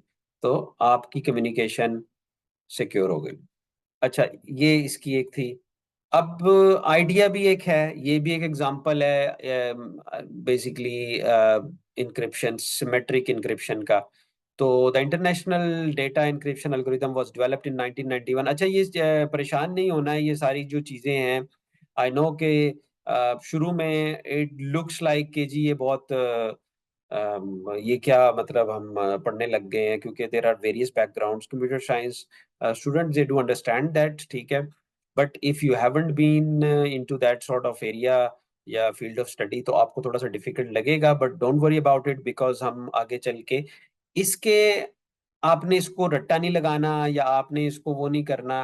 Take it as a information, as a knowledge, कि एज अ कॉन्सेप्ट इसको लें, इसको कॉन्सेप्ट इसका क्लियर करें, ताकि आगे चल के आपको ये जो है जो अगर हम टेक्निक्स को यूज कर रहे हैं, या हम सिक्योरिटी देख रहे हैं किसी डिवाइस की, फॉर एग्जांपल वाईफाई की हम देख रहे हैं, उस पर आप जाके बेशक अपने अपने वाईफाई राउटर्स में जाके देखें कि आपके पास कौन सी इंक्रिप्शन लगी हुई है, चाहे वो एईएस चल रही है, या हमारे पास विच इज आरएस से लगी हुई है, क्या उसमें जो है वो उन्होंने यूज की। तो दिस इज, अगर आपने ये चीजें पढ़ी होंगी, आपको पता होगा, देन यू वुड क्विकली से, ओ yes, I read it, I know about it, and this is how I am gonna use it now, this is a practical sort of solution for that. मैं practicality में जा रहा हूँ, तो मैं इसको कैसे यूज करूंगा वो, ठीक है। बट पढ़नी पड़ती हैं, गुजरना पड़ता है इस स्टेज से, right. So international data encryption algorithm was developed in 1991. It uses a 128-bit key to encrypt a 64-bit block of plain text into a 64-bit block of ciphertext. अच्छा, पिछली वाली में भी यही था, लेकिन इसने क्या किया है कि 128 बिट को कर रहा है इनक्रिप्ट, और 64 बिट ब्लॉक साथ में लगा रहा है प्लेन टेक्स्ट के, उसको इनक्रिप्ट करने के लिए, और उसको डिक्रिप्ट के लिए भी वही लगा रहा है। Ideas general structure is very similar to DES, कि डेस से सिमिलर है, जिसमें उसने 64 बिट ही किया हुआ था, इसके अंदर भी 64। It performs 17 rounds. इंक्रिप्शन के राउंड्स होते हैं कि वो राउंड्स, कि बेसिकली वो जिसे कह लेना कि एक चीज को बार बार उसमें चक्की में पीस, जिस तरह for example take an example of के जी, आप एक दाने को चक्की में डाल, वो बार बार जितना वो पीसता चला जाए, उतना ही वो रिफाइन होता चला जाएगा। They have to go through that process again and again and again. तो किसी भी चीज को इस तरह प्रोसेस से गुजारेंगे, that is more kind of refined या इम्प्रूव वर्जन ऑफ इट। इसी तरह इसको बार बार उसी एल्गोरिदम से गुजारा जाता है। कितनी दफा उसने किया है कि उसको सिमिलर टू 17 राउंड्स में उसने उसको इनक्रिप्ट किया। एक इंक्रिप्शन आ गई, उसको उस पे हुआ कि नहीं, this is not really secure, उसको दोबारा उसने इनक्रिप्ट किया, फिर दोबारा किया, फिर 17 राउंड्स में जाके, and each round taking 64 bits of input to produce a 64 bit output using per round keys generated from the 128 bit key. तो ये उसने एक फॉर्म बना ली, और उसको हम कहते थे आइडिया बेसिकली। यस इब्तिसाम। ये राउंड्स का मतलब ये मुख्तलिफ स्टेप्स होंगे? जी जी, मैं यही अभी बता रहा था, राउंड्स में। Is good that you asked, क्योंकि some people they are not asking that, and it seems me like quite odd, क्योंकि ये राउंड्स जो हैं बेसिकली, फॉर एग्जांपल ये एक कोड है मेरे पास, ठीक है, मैंने इस कोड को, ये चार चार बिट्स इसके अंदर हैं, अब मैं इसके अंदर दो बिट्स ऐड करता चला जा रहा हूँ, ठीक है, to make it more sort of encrypt या डिक्रिप्ट, इसको वेग एग्जांपल ले लें या समझाने के लिए, ठीक है। चार बिट्स थी, मैंने दो बिट ऐड की, ठीक है, एक ये मेरा क्या हो गया, ये पहला राउंड हो गया मेरा। फिर मैंने वही, अब ये कितनी थी मेरे पास, चार, छह हो गई। अब मैंने चार ओरिजिनल, दो पहले, फिर मैंने दो यहाँ पे इसको सेकंड राउंड में ऐड की, इसी तरह मैंने थर्ड राउंड में ऐड करता चला गया हूँ, ठीक है, चार, दो पहले की थी, फिर दो दूसरे राउंड में हुई, फिर दो और कर ली, इस तरह। तो ये मेरा क्या हो गया था, पहला राउंड हो गया था। इसके अंदर मेरे पास 6 बिट्स थी, ये दूसरा राउंड हो गया, इसके अंदर 8 बिट्स हो गई, और ये मेरा तीसरा राउंड हो गया, इसके अंदर कितनी हो गई, ये 10 बिट्स हो गई। सो ही प्लेड 17 राउंड्स, ठीक है। और हर राउंड में 64 बिट्स ऑफ इनपुट बेसिकली उसको दिया गया है to produce a 64 bit output. अच्छा, आउटपुट नहीं चेंज होगा क्योंकि इसमें बेसिकली एग्जांपल, बट उसमें आउटपुट सेम रहता है, क्योंकि आउटपुट इसलिए भी सेम रहता है कि वो डेटा उतने का उतना ही रहेगा, डेटा नहीं चेंज होगा, डेटा को ज्यादा नहीं हो जाएगा उसको डालने से, लेकिन उसकी कॉम्प्लिकेशन जो है वो इंक्रीज हो जाएगी। और using per round keys generated from the 128 bit की, जो बेस की है 128 बिट की थी, ठीक है, पर राउंड। अब ये राउंड्स की समझ आई है आपको कि राउंड्स का क्या मकसद है, कि वो उसको बार बार रिपीटेडली वो ट्रांजैक्शन कर रहा है, इंक्रीज करता जा रहा है उसकी कॉम्प्लेक्सिटी को। सही से। Data would remain the same, data change नहीं होगा, क्योंकि अगर हमारा डेटा चेंज हो गया तो वो तो हम अपने हाथों अपनी उसको इंटेग्रिटी को खराब कर रहे हैं अपने डेटा की। हमने वो नहीं करना, हमने सिर्फ और सिर्फ उसकी कैलकुलेशन, उसके एल्गोरिदम ऐसे चलाने हैं कि data would remain the same, but complexity of the encryption would be increased. तो ये दो चीजें चल रही हैं, प्लेन टेक्स्ट अपनी जगह खड़ा हुआ है, उस पे जो अल्गोरिदम्स चलाए जा रहे हैं उसको स्ट्रॉन्ग, उसकी इंक्रिप्शन को बढ़ाने के लिए, ये खिचमिच खिचमिच बनाने के लिए कि वो रीडेबल रहे ही ना। जितनी ये खिचमिच बढ़ेगी उतना क्या होगा, डेटा ऑब्स्क्यूट होगा, या डेटा उतना ही हाइड होता होगा। चला जाएगा, उतना डिफिकल्ट होगा। इसीलिए के 17 राउंड से। अच्छा, सही। चलें आगे। ये कुछ और एग्जांपल्स हैं। हर किसी ने मुंह उठा के बना ली अपनी अपनी encryption, blowfish encryption, crab encryption, जनाब लूसीफर इंक्रिप्शन, लिफ, लोकी, कास्ट, सेफर, RC5, उसमें जो थी क्वाड, कुछ उसमें क्योंकि ऐसी होती हैं जो फेमस हो जाती हैं। RC5 was one of them. Redoc, nobody, Blowfish yes, किसी हद तक। Crab no, nobody knows. अब ये चीजें थी कि ये जो मैंने एग्जांपल्स ये सारी आपको दी हैं, you can basically when you go through the slides again, तो आप इसको बेशक चेक कर सकते हैं इंडिविजुअली, आप जाके देखें कि उसने कितने राउंड चलाए थे, उसने इंक्रिप्शन को कैसे स्ट्रांग बनाया था, कैसे इंप्रूव किया था, कितनी बिट्स थी, क्या था, सो many things, a lot of information you will get out of it. अच्छा excuse me. Ji. 10 minutes break for namaz. अच्छा चले। ये कर लूँ मैं इसको, या इसको फिर बाद में कोई ओके, प्रॉब्लम, कर या लें। अच्छा, राइट। तो ये फिनिश कर फिर ब्रेक ले लें, ठीक है, 5-10 मिनट की ब्रेक अभी। Then we can reconvene after 10 minutes, that's fine, no problem. Problems जो थी ना कन्वेंशनल क्रिप्टोग्राफी की, वो ये थी कि की मैनेजमेंट, बेसिकली जो मैंने पहले बताया है कि सिमेट्रिक की जो थी वो सिंपलर एंड फास्टर, ठीक है। Their main drawback is that two parties must somehow exchange the key in a secure way and secure it after that even।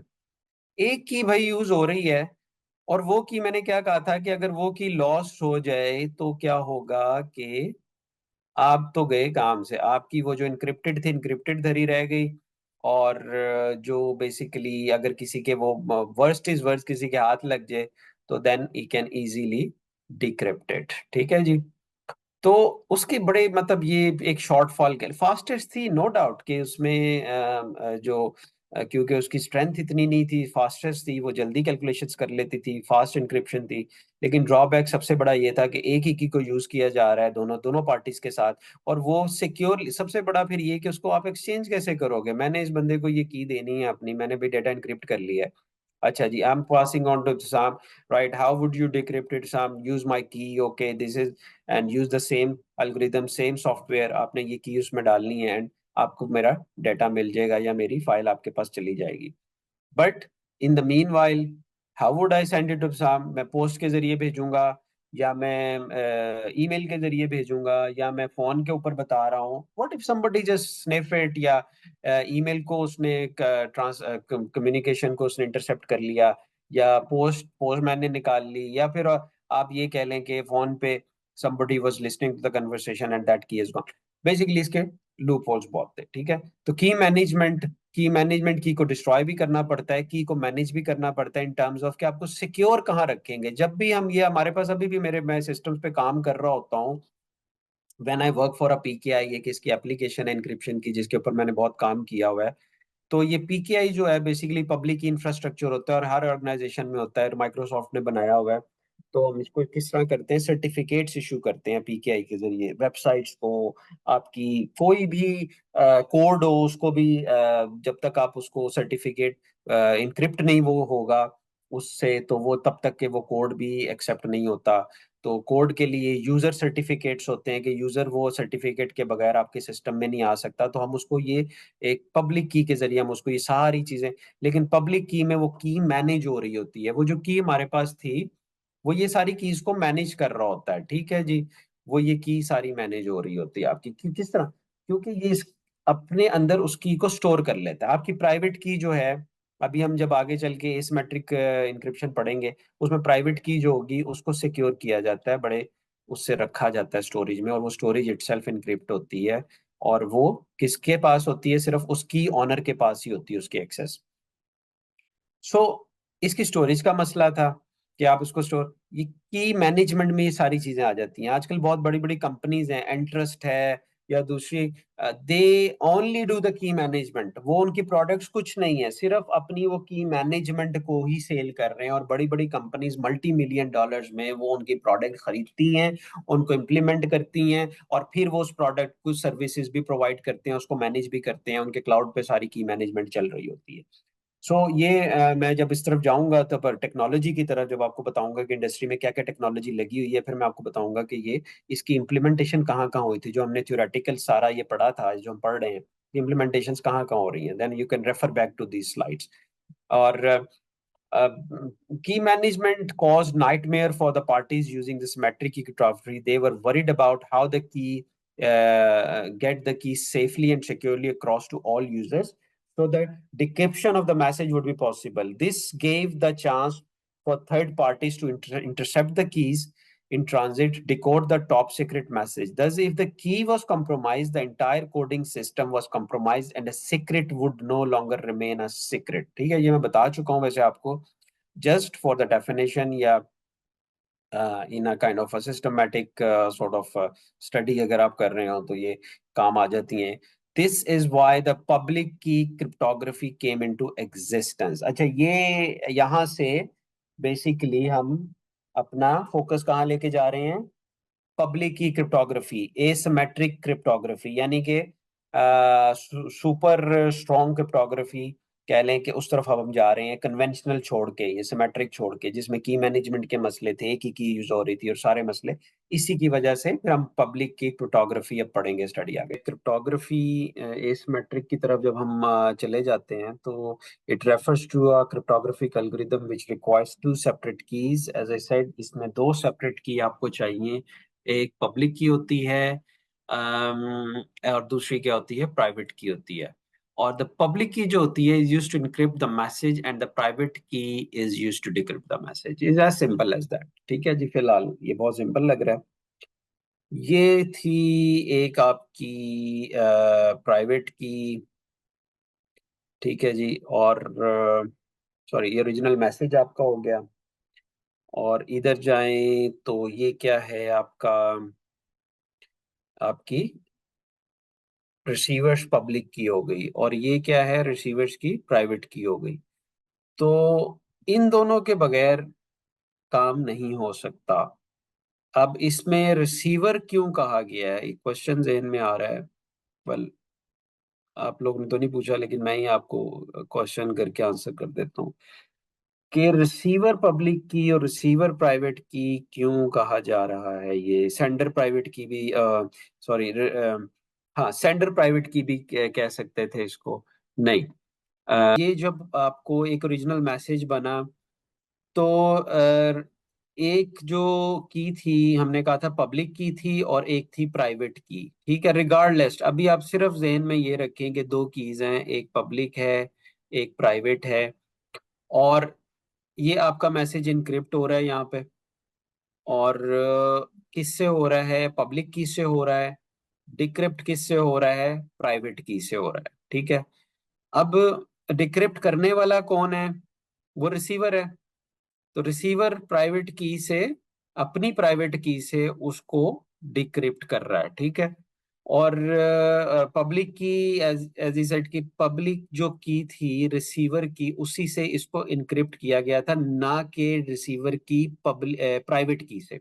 अच्छा, ये कॉन्सेप्ट समझ लें, ठीक है। अब जो लॉकर की आपने एग्जांपल दी है ना, लॉकर में आपकी प्राइवेट की थी और बैंक की भी प्राइवेट की थी, मतलब वो डिफरेंट कीज थी, एक आपके पास थी एक बैंक के पास थी, ठीक है। वो को अब उसमें कह लें कि प्राइवेट और पब्लिक को छोड़ दें, आप कह लें बैंकर की और क्लाइंट की, ठीक है। तो अब अगर फॉर एग्जांपल उसने ये लॉक करना है, तो वो क्या करेगा कि अपनी की से उसको लॉक कर देगा, लेकिन आपकी की उसके पास नहीं होगी, ठीक है। जबकि अगर चलो उसने लॉक करके वो ही की प्राइवेट जो आपकी क्लाइंट की थी वो आपको दे दी है और अपनी की अपने पास रख ली है, ठीक है। अब उसमें बेईमानी वाला फैक्टर निकाल देंगे, उनके पास भी की होती है या उन्होंने एक साइड पे रखी होती है की, चले वो छोड़ दें। एक एक की हो गई दोनों के पास। बड़ा सिंपल सा है कि वो दो बंदे जब तक नहीं होंगे वहां पे, उनकी कीज नहीं होंगी, तो वो नहीं काम करेगा। यहाँ पे कॉन्सेप्ट फर्क सिर्फ इतना यहाँ पे ये आ रहा है कि ये जो रिसीवर था, इसकी एक, इसकी भी दो कीज होती हैं और इसकी भी दो कीज होती हैं। इसके पास भी इसकी अपनी एक प्राइवेट की होती है जो ये किसी को नहीं देता, लेकिन इसकी पब्लिक की शेयर हो रही होती है। अब समझ आ रही है थोड़ी थोड़ी कि ये अपनी चले मैं असल मैंने व्हाइट बोर्ड निकालता हूँ, उस पर मैं इस कॉन्सेप्ट को जरा क्लियर कर लेता हूँ, क्योंकि ये थोड़ा सा समझने वाला कॉन्सेप्ट है। तो व्हाइट बोर्ड, चलें जी। अच्छा, अब इसमें लेट इट ओपन।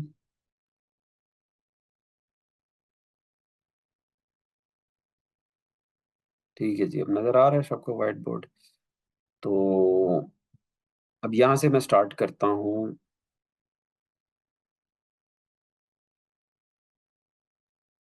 ठीक है जी, ये हो गया जी हसन, ये हो गई जी इब्तिसाम, ठीक है जी। अब इन्होंने, इनको मैसेज भेजना है इब्तिसाम को हसन ने, ठीक है। ये क्या करेगा कि भाई इज गोना, पहले इनके पास दो कीज हैं, ठीक है, इनके पास भी दो कीज हैं। डोंट गेट इट कंफ्यूज, जो प्राइवेट है वो प्राइवेट ही रहती है हर किसी की, ठीक है। तो two keys, two keys,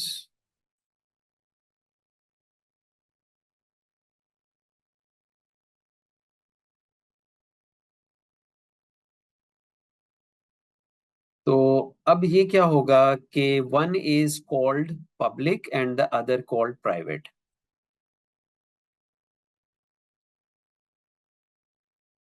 Whiteboard writing is not really good, so that's why गुजारे लायक है, पब्लिक है और ये प्राइवेट है।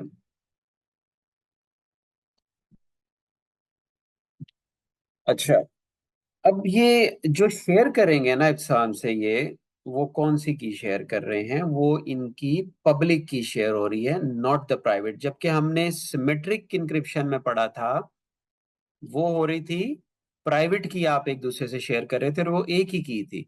अब ये प्राइवेट नहीं है, ये basically is sharing a public की विद इब्साम, और वो अपनी प्राइवेट की यूज करते हुए बेसिकली, क्योंकि इन्होंने अपनी प्राइवेट की यूज की, डिक्रिप्ट इनक्रिप्ट किया मैसेज, और अपनी पब्लिक की, अब अपनी पब्लिक की इनके पास ये शेयरेबल है, ठीक है। तो इन्होंने अपनी प्राइवेट की यूज की और इनकी जो है वो पब्लिक की यूज करते हुए उसको डिक्रिप्ट कर लिया। So this phenomena is basically having couple of keys, but private key and public key playing their roles, right? Public key can be shared, private key as basically वो आपके पास ही रहेगी, वो किसी और से आप शेयर नहीं कर सकते हो. That's your private key, जिससे कि आप इसको डिक्रिप्ट करेंगे. अभी इसको फर्दर क्लैरिफाई करते हैं इन द नेक्स्ट स्लाइड्स, क्योंकि इस पे फर्दर इंफॉर्मेशन और भी है. तो गोइंग बैक टू दिस चीज है. अच्छा, अब इसमें अगर आप देखें तो this is a website user, right? और ये वेबसाइट यूजर जो है, एक user digitally science there data using the recipients public की. मैंने क्या कहा था कि वो रेसिपिएंट की पब्लिक की जो है वो यूज करते हुए इसको इसको साइन करेगा, इस डॉक्यूमेंट को या डेटा जो भी उसके अंदर है. द और उसके बाद क्या होगा कि the encrypted data travels securely between two parties across the public channel, safe from any attacks. जो मिम अटैक होता है, man in the middle attack basically, उससे ये बच जाता है. ये इसमें ये सेफली उस पर ट्रेवल कर रहा है. It goes to the web server. The web server using इस private key to decrypt the sensitive data on the backend. Server private key use कर रहा है, जबकि यूजर जो है किसकी, रेसिपिएंट की पब्लिक की यूज करते हुए जो वेब सर्वर है, चलें सर्वर कह लें या आप दूसरा रेसिपिएंट कह लें. मैं सर्वर, अगर सिर्फ सर्वर की आप यहाँ पे बात करें, ये जब भाई साहब इनक्रिप्ट करते हैं डेटा को, तो ये सर्वर की क्या यूज कर रहे हैं, पब्लिक की यूज कर रहे हैं, लेकिन प्राइवेट की इनकी अपनी यूज हो रही है. प्राइवेट की शेयरेबल नहीं होती. तो जब सर्वर की पब्लिक की से इन्होंने बना लिया, अब क्योंकि सर्वर की पब्लिक की इन्वॉल्व थी, one set was involved in their, तो ये सर्वर साहब इजीली इनका डेटा डिक्रिप्ट कर लेंगे, क्योंकि इनके पास इन्हीं की पब्लिक की यूज हुई थी डेटा इनक्रिप्ट करने के लिए, और उसकी प्राइवेट की इनके पास पड़ी हुई है ऑलरेडी, तो ये डेटा को डिक्रिप्ट कर सकते हैं.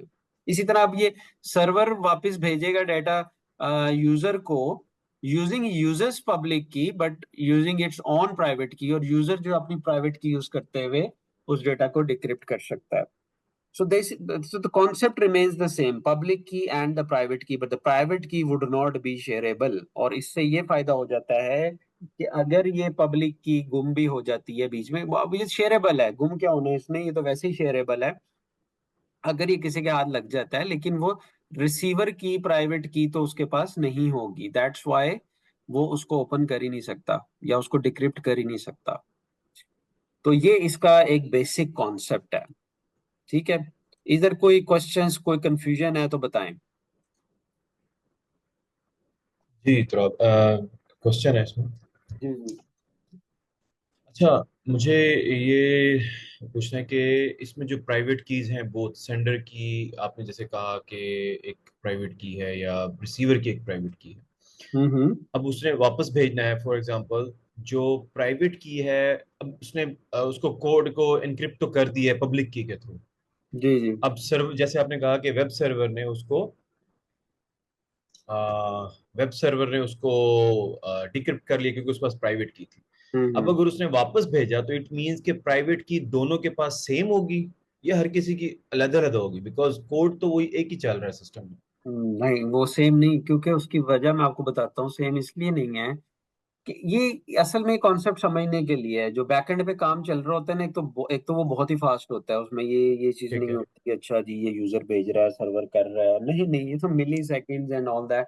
और फिर इसमें ये है कि ये जो इंक्रिप्शन कीज होती हैं ना, ये बेसिकली हम्म. जनरेट होती हैं, डिस्ट्रॉय होती हैं, की लाइफ साइकिल चल रहा होता है. और जो प्राइवेट और पब्लिक की का जहां तक सवाल है, तो प्राइवेट और पब्लिक की ना हमेशा पेयर होता है ये. ठीक है, ठीक है. ये एक पेयर में जनरेट होती हैं.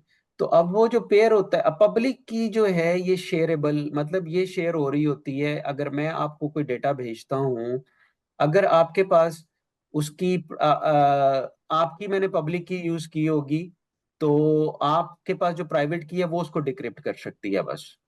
मतलब मैं हम्म। अगर हसन की कर रहा हूँ तो हसन की पब्लिक की यूज होगी, अगर मैंने उनको उनका डाटा, तो हसन ने अपनी प्राइवेट की उसके अपने पास ही रहेगी, वो शेयर नहीं करेगा बेसिकली। लेकिन मैं उसकी पब्लिक की क्योंकि कर रहा हूँ, दैट्स वाई वो पेड था, तो इसलिए वो डिक्रिप्ट हो ठीक है। जाता है।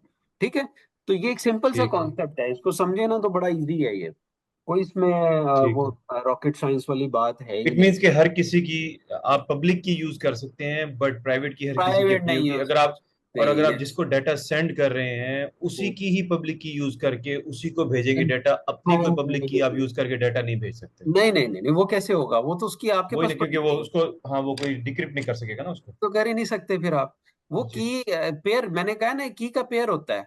तो मैं अपनी हम्म। पब्लिक की पब्लिश करता हूँ, मेरी पब्लिक की ये, जब आप फर्दर एप्लीकेशंस में जाएंगे ना ज्यादा क्लियर हो जाएगा। मैं आपको जी जी। एग्जांपल भी दे देता हूँ, चलो रियल लाइफ एक सर्टिफिकेट है। अब ये हम सर्टिफिकेट इशू करते हैं किसी भी वेबसाइट को कि जी आपकी वेबसाइट सिक्योर है, आपकी ट्रैफिक सिक्योर है, अगर ये सर्टिफिकेट आपने चलाया होगा उस पर। अब वो वेबसाइट वाला मेरे पास आता है कि भाई साहब मुझे ये सर्टिफिकेट चाहिए, और ये मेरा पब्लिक की है, ये ले भाई आपको मैं पब्लिक की दे रहा हूँ अपनी। वो मुझे पब्लिक की देता है, मैंने उसकी पब्लिक की रख ली, मैंने उसको अब उसको इनक्रिप्ट कर लिया, अपनी प्राइवेट की सब करा के उसको अब उसको वापस कर दिया मैंने।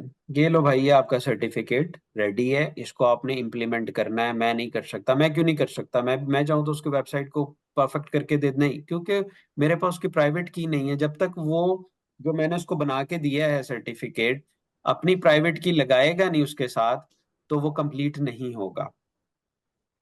वो भाई साहब अपनी प्राइवेट की लगाते हैं और वो सर्टिफिकेट इम्प्लीमेंट हो जाता है। तो ये सर्टिफिकेशन जो बॉडीज होती हैं, सर्टिफिकेट अथॉरिटीज हम इनको कहते हैं, हमारे पास पब्लिक की आती है। हम जब इनसे सर्टिफिकेट लेते हैं किसी वेबसाइट का, तो हम क्या करते हैं, एक CSR जनरेट करते हैं, जिसे कस्टम सर्विस रिक्वेस्ट भी कहते हैं। तो कस्टम सर्विस रिक्वेस्ट ये होती है कि वो इनकोडेड होती है इंक्रिप्शन फॉर्मेट में, एक पीस ऑफ कोड पड़ा होता है। ठीक है।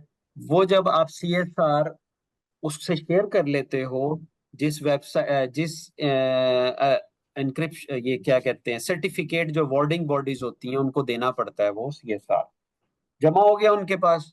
उन्होंने वो CSR चेक किया, वेरीफाई की, आपकी ऑर्गेनाइजेशन है, आपकी जो है ये पब्लिक की आप ही की है, ठीक है। उसने आपको सर्टिफिकेट बना के आपको दे दिया। अब वो प्राइवेट की आप ही के पास थी, ठीक है। जब अगर वो किसी और को दे देना वो, तो वो नहीं कर सकता, वो सर्टिफिकेट वो यूज कर नहीं सकता, क्योंकि उसके पास वो आपकी प्राइवेट की नहीं होगी। वो आप ही को देगा, और आप ही के पास वो प्राइवेट की होगी, और आप ही यूज कर सकते हो। Well, this is kind of example, industry related example. When you start working on it, या आप इसको आगे चल के फर्दर स्टडी करोगे, तो आपको फर्दर ये क्लियर होता चला जाएगा। ठीक है। ठीक। अच्छा, पब्लिक थैंक की you. Cryptography is very advanced form of cryptography. Officially, it was invented by Whitfield Diffie and Martin Hellman in 1975. Diffie and Martin Hellman जो थे, इसको डिफी हेलमैन वो भी कहते हैं, क्रिप्टोग्राफी भी। ठीक है। तो ये बेसिक्स थी, इन्होंने बनाई थी 1975। The basic technique of public cryptography were first discovered in 1973 by the British Clifford Cocks of communications electronic security group, बहुत बड़ा नाम है। CESG of government communications headquarters, GCHQ, but this was secret until 1997। तो जिन्होंने 1973 में बनाई, बड़ा इसको सीक्रेट रखा, और military communication and all that इसके लिए यूज होते रही है up until 1997, when that would have been kind of made public, और asymmetric cryptography वजूद में आ गई। अब सेंडर जो है वो मैसेज भेजता है रिसीवर को। ये थोड़ा सा है ना, ये डायग्राम भी आप समझें तो आपको कुछ और भी थोड़ा सा क्लियर हो जाएगा इसमें। मैसेज है, अपना हैश फंक्शन लगाता है, मैसेज डाइजेस्ट उसमें करता है, ठीक है, सॉल्टिंग वगैरह करता है। आगे हम सॉल्टिंग भी स्टडी करेंगे कि हैश के साथ सॉल्टिंग भी होती है उसको मजीद स्ट्रॉन्ग करने के लिए। तो ये इंक्रिप्शन क्या हो गई, यूजिंग सेंडर्स प्राइवेट की, सेंडर की प्राइवेट की लग रही है, साइन डाइजेस्ट हो गया, और जनाब ये आगे जाके रिसीवर के पास चला गया साइन डाइजेस्ट मैसेज। अच्छा, ये साइंड डाइजेस्ट मैसेज मैं क्यों ये इसमें ला रहा हूँ, क्योंकि ये एग्जांपल दे रहा हूँ एसिमेट्रिक की, और ये किसकी एग्जांपल है, डिजिटल सिग्नेचर स्टैंडर्ड की, DSS।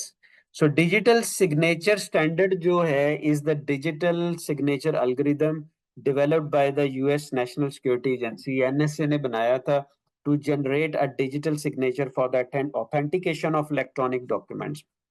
ये ऑथेंटिकेट करता था बेसिकली कि इलेक्ट्रॉनिक डॉक्यूमेंटेज की ये आप ही के पास से डॉक्यूमेंट आया है या किसी ने उठा के कोई इसमें चेंजिंग चूजिंग करके कहीं और से ये आ गया और आप कह रहे हो जी मैंने भेजा है तो ये आप ही के उसको ऑथेंटिकेट, बेसिकली ऑथेंटिकेशन, एन्क्रिप्शन का गोल क्या था? ऑथेंटिकेशन था, one of the goals, right.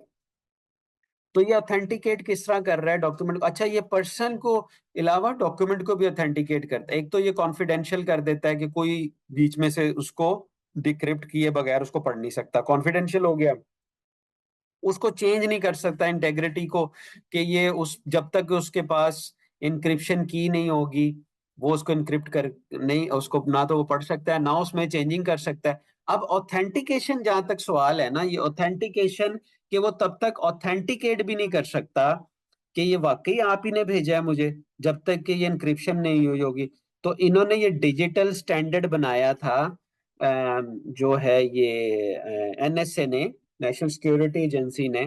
तो उसमें क्या था, 1994 में ये बना था and has become the United states government standard for authentication of electronic documents. अब जितने भी ये ऑफिशियल डॉक्यूमेंटेशन इनके होते थे, क्लासिफाइड डॉक्यूमेंटेशन होते थे, वो इस स्टैंडर्ड के थ्रू शेयर किए जाते थे। इस एनक्रिप्शन को यूज करते हुए बेसिकली वो इसको शेयर करते थे। उसमें ये मैसेज होता था, उसमें हैश फंक्शन लगाया जाता था, ताकि वो हैश फंक्शन मैंने आपको बताया था ना कि बेसिकली इंटेग्रिटी को प्रूफ करने के लिए होता है, ऑथेंटिसिटी को प्रूफ करने के लिए होता है कि वेदर ये वहीं से ही डॉक्यूमेंट आया, उसकी साइज उतना ही है, उसके कंटेंट वही है, या ऑल्टर किए गए हैं, बढ़ाए गए हैं, कम किए गए हैं, चेंज किए गए हैं। तो वो हैशिंग फंक्शन यूज होता है और वो चेकसम उसका यूज किया जाता है, कमांड होती है, उसके साथ दोनों फाइल को मैच किया जाता है, दोनों फाइल को।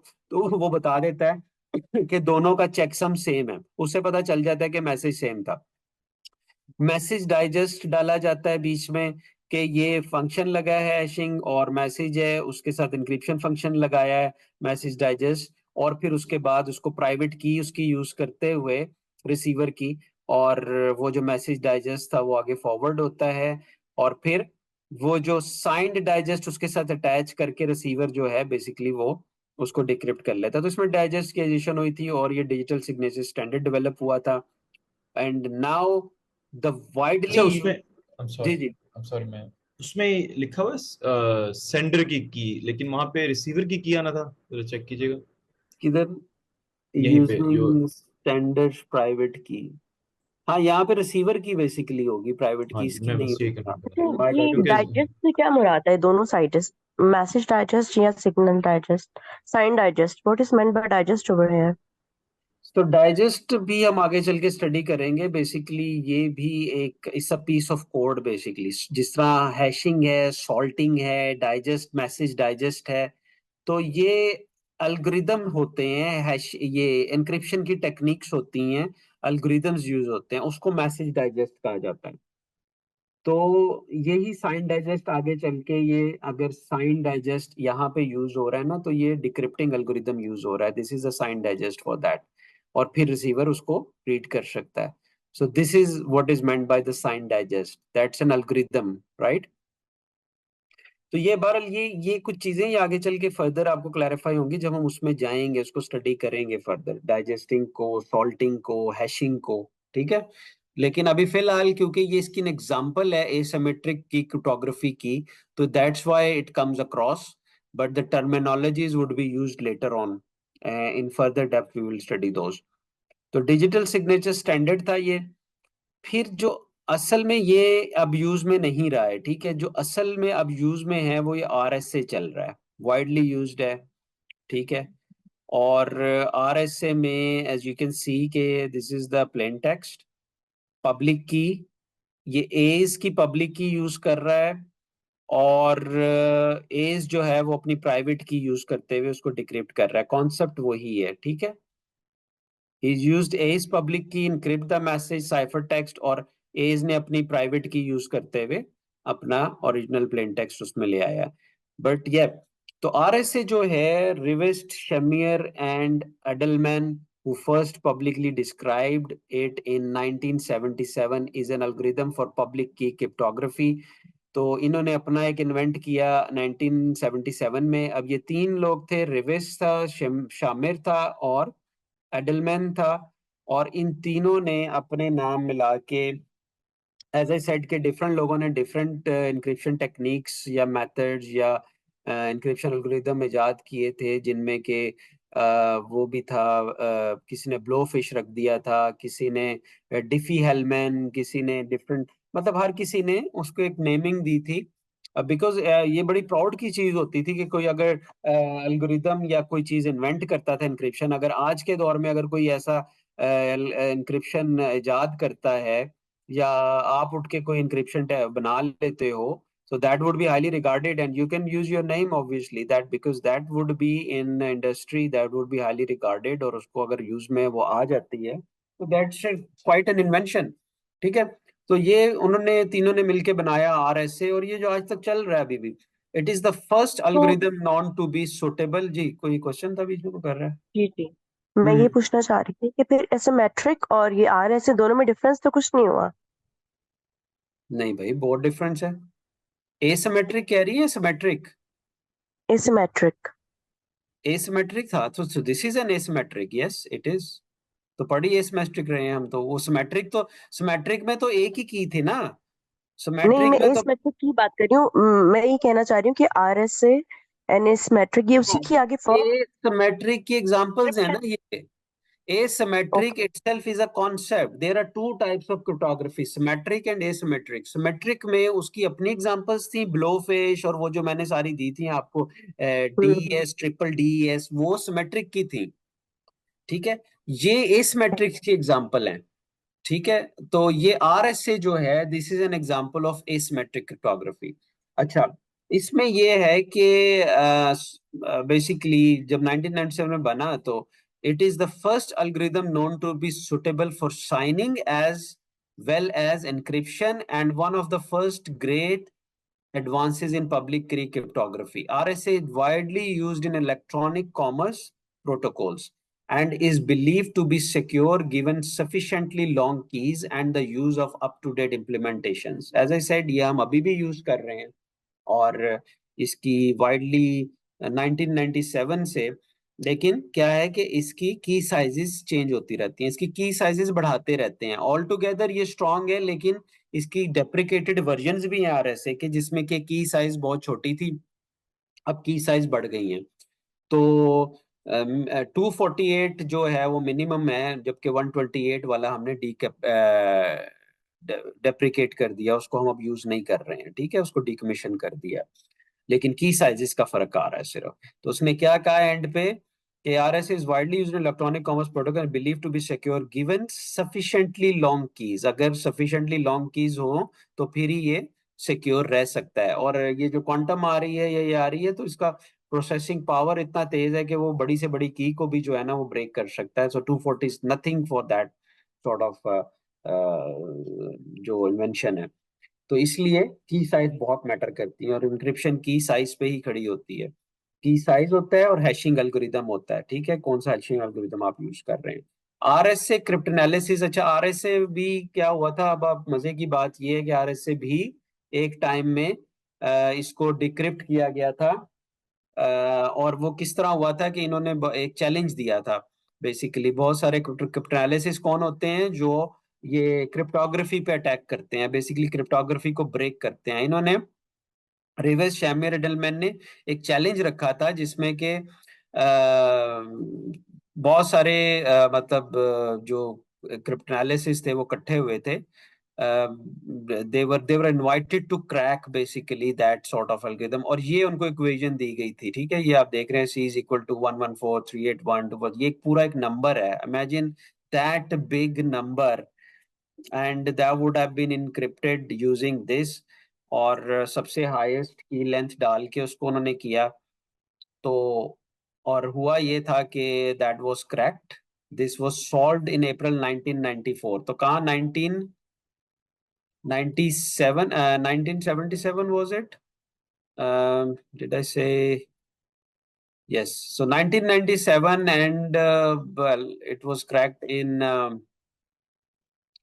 1994 में जाके कहीं, ठीक है. So many years and so much effort and all these sort of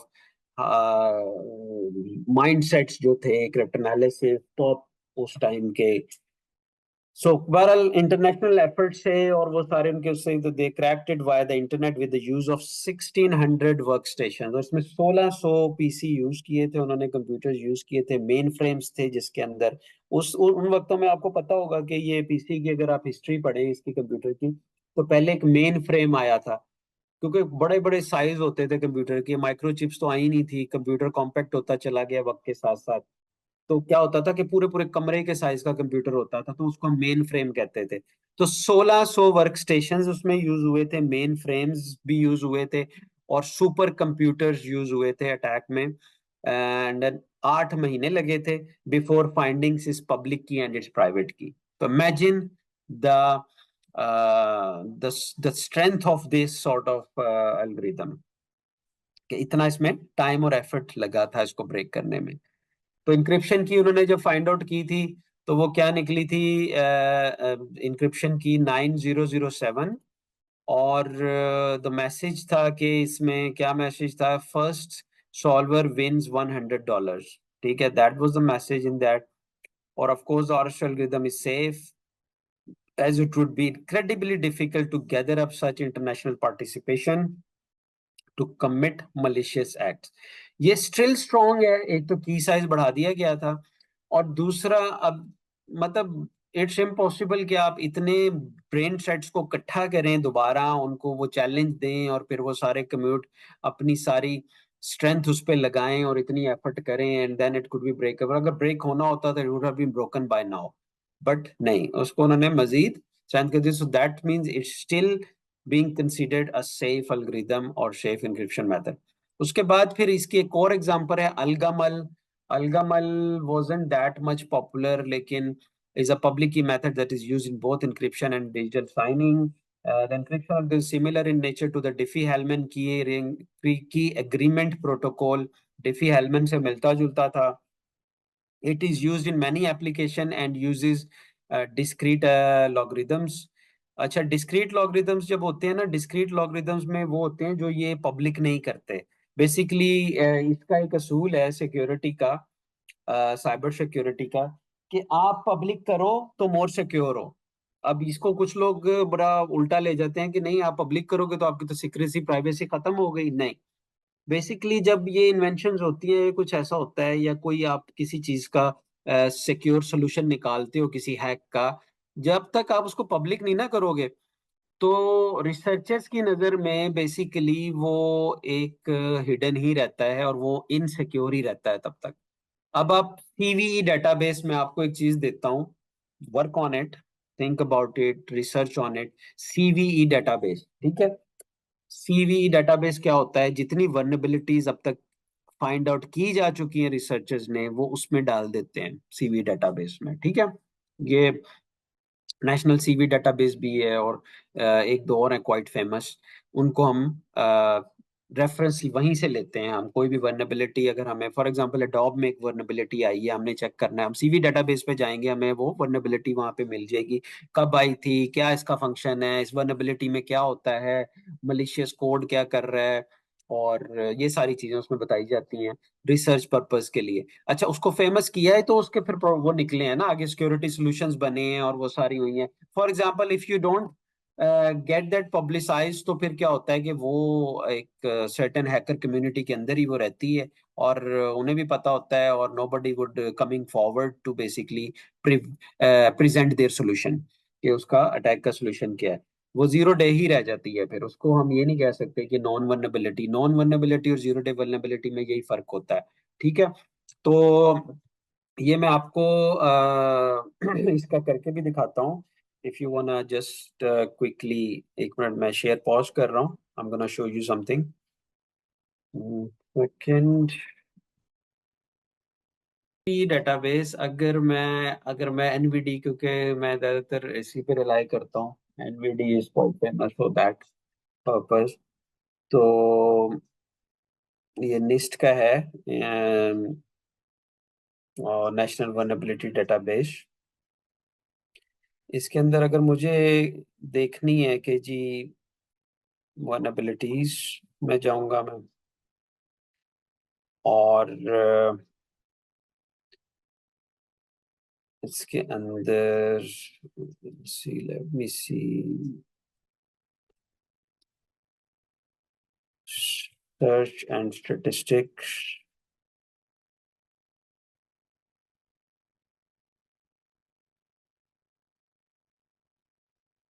Okay, so if I put here Adobe की कोई मुझे vulnerability चाहिए, I wanna see how many vulnerabilities, क्योंकि इसके अंदर Adobe में तो बेताशा है बहुत मिल। तो ये इसने सारी मुझे vulnerabilities निकाल के बता दी हैं। ये हाई vulnerability इसने टॉप पे रखी है Adobe कॉमर्स वर्जन में। ये उसके वर्जन है जो इनसिक्योर हैं। Affected by cross site scripting attacks इसके अंदर आए हुए हैं। और high privilege attacker to infect malicious scripts into the vulnerable form fields. Malicious JavaScript may be executed in victims browsers. इसको फर्दर अगर मैं करना है तो मैं इसके अंदर जाऊंगा, vulnerability पे क्लिक किया मैंने। अच्छा, ये स्कोरिंग सिस्टम में ले गया। 1 सेकेंड, इसकी vulnerability पे जाना है हमने, vulnerability नंबर पे। इसको ओपन किया तो the vulnerability is currently awaiting analysis. अब जितने ये डिफेंस सेक्टर में हैं तो वो क्या करेंगे, researchers they will pick up this vulnerability, start analysing it, और they will send their reports या जो भी है उसका फर्दर उसको एग्जामिन किया जाता है। इन प्रोडक्ट्स को सिक्योर किया जाता है, उसके पैचेस होते हैं, फिर उसको अपडेट किया जाता है। और इसमें ये है कि वीकनेस एन्यूमरेशन भी एक चीज टेक्निक होती है कि क्या किस वजह से जो है एन्यूमरेशन बेसिकली वीकनेस जो है वो एन्यूमरेट की गई है। Improper neutralization of info during web page generation. जाहिर बात है क्रॉस साइट स्क्रिप्टेड आती ही, वेब पेज सैनिटाइज नहीं किया होगा तो क्रॉस साइट स्क्रिप्ट आती है। अच्छा, एक और है जिसे कहते हैं मिट्रेटैक फ्रेमवर्क, और this is again highly regarded in our cyber security industry.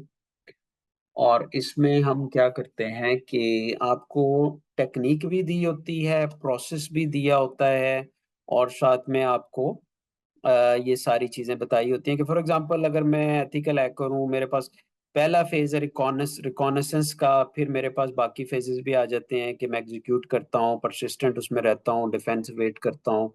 और तो एक्टिव स्कैनिंग में कौन कौन सी जो है ये टेक्निक्स हैं ये आपको बता देगा।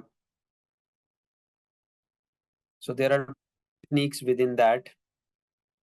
ये प्रोसीजर की एग्जांपल्स भी साथ साथ दे रहा है आपको, मिटिगेशन भी उसकी दे रहा है, detection and how did it detect it in all this. तो ये मतलब एक नेक्स्ट लेवल कह लें कि when you are fully fledged then you can obviously get reference to this. इसमें टेक्निक्स, टैक्टिक्स, प्रोसीजर्स और ये सब इसमें बताए जाते हैं। ठीक है, स्कैनिंग आईपी ब्लॉक्स एंड उसके जो टेक्निक्स हैं वो इसमें बताई होंगी इसने। ठीक है जी, कि कितनी techniques and how many about its other sub techniques of active scanning. There are 3 other techniques, vulnerability scanning है, वर्ड लिस्ट स्कैनिंग है। तो लेकिन उसके लिए प्री रेक्विजिट्स ये हैं कि ये सब चीज़ों का आपको पहले पता हो कि फॉर एग्जांपल वर्ड लिस्ट क्या है, वल्नरेबिलिटी क्या होती है। तो जो हम मतलब पढ़ते जा रहे हैं ये सब चीज़ों के बाद में यूजेस आपको समझ आएंगे कि yes these have been consistently used, these terminologies, these techniques. अब गैदर विक्टिम होस्ट, ठीक है जी, तो विक्टिम के होस्ट इंफॉर्मेशन कैसे गैदर की जाती है, क्योंकि मैं रिकॉनेसेंस में फिलहाल हूँ, ठीक है, इसीलिए ये सारी वही टेक्निक्स, वही प्रोसीजर्स, वही टैक्टिक्स बता रहा है कि उसकी कैसे गैदर की जा सकती हैं, इसमें ये डाले हुए हैं। और रिसोर्स डेवलपमेंट, जब आप एक अटैक बनाते हो तो वो कैसे उसमें इस चीज का बताया है, एग्जीक्यूट कैसे किया हुआ है, प्रिविलेज एस्केलेशन मतलब क्रेडेंशियल्स को जब आप आगे बढ़ाते हो, किसी लेवल पे नेक्स्ट लेवल के क्रेडेंशियल्स आप लोग निकालते हो उसमें से, तो वो कैसे आपने एस्केलेट करने। So these are the things basically. So there are so many techniques there. बहरहाल बताने का मकसद ये था कि these are the things which are being used in the industry for that. और ये कहाँ से हमारा स्टार्ट हुआ था, किस टॉपिक से हमारा, अलगमल से स्टार्ट हुआ था। और अलगमल में मैं ये बात कर रहा था कि इसमें in many application and discrete, yes discrete से बात शुरू हुई थी। तो डिस्क्रीट वो होती हैं जिनको हिडन रखा जाता है, वो जीरो डे वनरेबिलिटीज हैं भाई। वो तो ना सीवी डेटाबेस में आती हैं, और सीवी डेटाबेस में आएंगी तो उसका बेसिकली ब्लॉक बनेगा, उसका तोड़ बनेगा, और ना ही वो मिटर अटैक फ्रेमवर्क पे आपको मिलेंगी। तो डिस्क्रीट लॉगरिदम था, और इसीलिए शायद ये चल भी नहीं सका।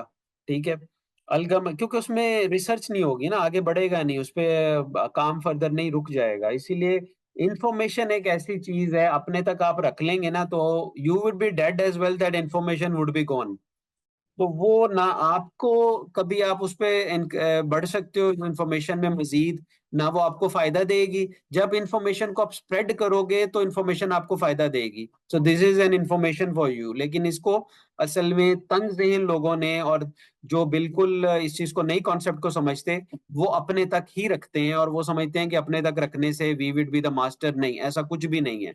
You would be the flop. Somebody else would get that information from anywhere else, and they would be basically get a success और वट एवर।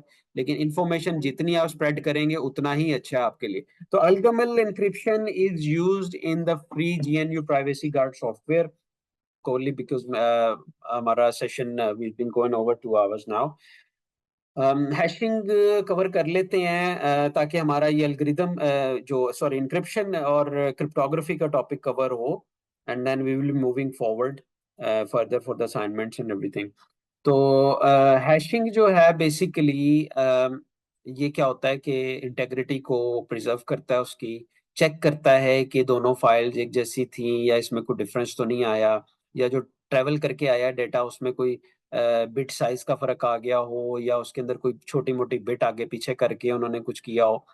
तो ये सारी चीजें हैशिंग फंक्शन का काम होता है। हैशिंग चेकसम्स होते हैं, और हैशिंग ये सारी उसको कवर कर रहा होता है। तो प्रॉपर्टीज ऑफ हैश को हम देखते हैं कि it is easy to compute the hash value for any given message. It is infeasible to generate a message that has a given hash. It is infeasible to modify the message without changing the hash. It is infeasible to find two different messages with the same hash. तो basically ये hashing की properties हैं, कि एक तो पहली चीज ये हो गई कि हैश वैल्यू कंप्यूट करना आसान होता है। हैश वैल्यू आपने कंप्यूट कर ली एक फाइल की, फिर आपने दूसरी फाइल की हैश वैल्यू कंप्यूट की, उन दोनों को कंपेयर किया, अगर तो सेम है तो दैट मीन्स आपकी वैल्यू, आपकी जो वो फाइल्स थी वो सिक्योर एंड सेव है। It is infeasible to generate a message that has a given hash. तो अगर ये रिवर्सेबल नहीं होता, ठीक है, इट्स नॉट रिवर्सेबल, कि इसमें रिवर्सेबल वाला चक्कर, जैसे इंक्रिप्शन और डिक्रिप्शन में ये बहुत सारे रिवर्सेबल, इंक्रिप्ट किया डिक्रिप्ट किया, फिर उसको इंक्रिप्ट करके डिक्रिप्ट कर लिया। हैशिंग का ये सीन नहीं होता। तो हैशिंग में ये है कि दोबारा वो हैश नहीं क्रिएट किया जा सकता for for a given specific file general. और इसके अलावा it is infeasible to modify a message without changing the hash. और मॉडिफाई आप कर ही नहीं सकते जब तक आपको उसका हैश वैल्यू नहीं चेंज करेंगे। तो ये रिवर्सेबल फंक्शनलिटी आ गई again. It is infeasible, it is difficult to find two different messages with the same hash. आपको दो डिफरेंट मैसेज मिलेंगे और उनका सेम हैश होगा, ये हो ही नहीं सकता। तो ये कुछ पॉइंट्स हैं, ये बेसिकली सारे आपस में क्या हैं, ये रेलेवेंट हैं। अच्छा, इसमें किसी ने जो प्रॉब्लम क्रिएट की वो ये थी, जो फाइंड आउट की बेसिकली उसने प्रॉब्लम हैशिंग में, वो ये थी कि कोलिजन। कोलिजन जो होता है बेसिकली वो ये होता है कि इन सिंपल वर्ड्स के टकराव होता है बेसिकली। तो इसी तरह कुछ बिट्स आपस में उनका जब हम एल्गोरिदम अप्लाई करते हैं तो वो कोलिजन बेसिकली हो जाता था। हैशिंग में ये सिर्फ एक प्रॉब्लम है। इन मार्च 2005 जेम Wang Hongbo Yu of Shanghai University is a Chinese guy basically created a pair of files that share the same MD5 checksum, hence prove that there is a collision when using MD5। उसने दोनों file निकाल के दिखा दी, जो different files थी और उनका same जो हैश था MD5 आ गया था। तो that was a problem, yes, it does exist, और ये इस वाली प्रॉपर्टी को नेगेट कर जाता है, ये जो लास्ट में हमने बताई थी कि 2 different messages with the same hash, right. उसने ये कोलिजन डिस्कवरी में ये चीज साबित कर दी थी कि बेसिकली हैशिंग में ये प्रॉब्लम आ सकता है। अब ये 2 फाइल्स हैं आपके सामने, और ये इसका उन्होंने MD5 चेकसम, बेसिकली ये हैश में उन्होंने कन्वर्ट इसको किया हुआ है, ये फाइल्स का डॉट डैट में कन्वर्ट कर दी, डॉट डैट में फाइल 1 फाइल 2, और ये MD5 मैंने क्या कहा था, this is the command to check for the MD5 checksum for the file. तो उसने MD5 सम करके फाइल डाली, उसके बाद ये इसका आया जो हैश निकला है। फिर उसने दूसरी फाइल को चेक किया तो ये वाला हैश उसका आया, and is almost is the same values. अगर आपने इसका फर्दर आपने इसको करना है तो ये इसकी डोमेन्स दी हुई हैं, इस पे जाएं mscs.del.ca, ठीक है। इस पे भी आपको, या MD5 collision.html पे अगर आप जाएंगे waze.net की वेबसाइट पे, उसकी डोमेन पे, तो आपको फर्दर इस पे कोलिजन पे काफी चीजें आपको मिल जाएंगी। But we are still using MD5 checksum and still viable option to check the integrity of the file. Apart from that, if it doesn't have a collision, और collision avoid करने की भी techniques फिर बाद में निकल आई थी, and they have implemented there as well.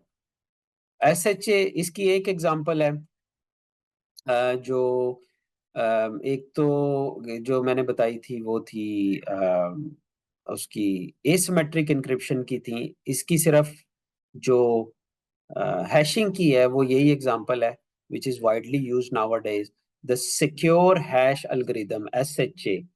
तो SHA हैश जो है वो यूज होता है सर्टिफिकेट्स में, कोड साइनिंग में, या SSL सर्टिफिकेट्स में। Basically quite commonly is been used, is a set of cryptographic hash function designed by the National Security Agency again and published by the NIST as a US Federal Information Processing Standard. SHA stands for Secure Hashing Algorithm because of successful attacks on MD5, SHA-0, and theoretical attacks on SHA-1. NIST perceived a need for an alternative decimal cryptographic hash which became SHA-3.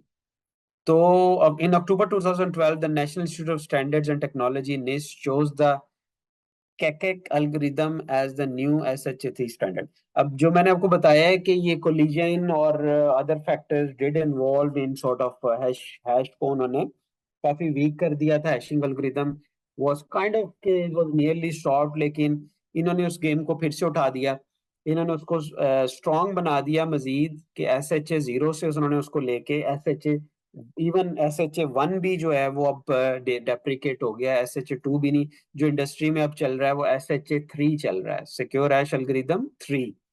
तो ये उसकी variations आई हैं, इसके improvement versions आए हैं। अगर मुझे किसी को अटैक करना होगा तो मैं देखूंगा, अगर उसका SHA एल्गोरिथम SHA-1 चल रहा होगा, मेरे लिए बड़ा आसान हो जाएगा उसको अटैक करना। SHA-2 भी जो है वो भी SHA-3 होगा तो it would be highly difficult for me. ये होती हैं वीकनेसेस, ये होती हैं वर्नेबिलिटीज, और ये उसके वक्त के साथ साथ the more attacks would come, the more security और डिफेंसिव साइड जो है वो अपना काम शुरू करती है और उस पर एडवांसमेंट्स बनाती चली जाती है। तो यहाँ तक तो था जी ये hashing algorithm and all that. और क्रिप्टोग्राफी मेरा ख्याल है हमने 2 घंटे में we have studied complete sort of cryptography, although it was an kind of overview, a bit interesting overview, but ये है कि these are very important topics and very important concepts. अगर आप इसको further deep down इसको study करेंगे, dig dive into it, तो आपको फिर समझ आएगी कि इसमें क्या क्या इसकी एप्लीकेशन थी, क्या क्या एल्गोरिदम्स जो हैं वो इन्वेंट हुए, और कौन कौन से एल्गोरिदम डेप्रिकेट हो गए हैं, कौन से मार्केट में चल रहे हैं, उसकी एप्लीकेशंस कुछ समझ में आएंगी, पब्लिक की, प्राइवेट की। जब आप इसको, क्योंकि इनिशियली मेरा अपना एक्सपीरियंस है कि ये काफी कंफ्यूजिंग होते हैं टॉपिक्स, ठीक है जी, इनिशियली। लेकिन जब आप इनको थोड़ा सा टाइम दें और इनको कॉन्सेप्चुअली इसको अंडरस्टैंड करें with examples, with different sort of material out there, उसको आप देखते हो, जाते हो, रिसर्च करते हो थोड़ी सी, तो ये क्लियर होते चले जाते हैं। और जितना ये क्लियर होता है उतना इंटरेस्टिंग टॉपिक बनता चला जाता है, और आगे आपको ये बहुत यूजफुल रहेगा, आगे बहुत ये चीज काम आने वाली है।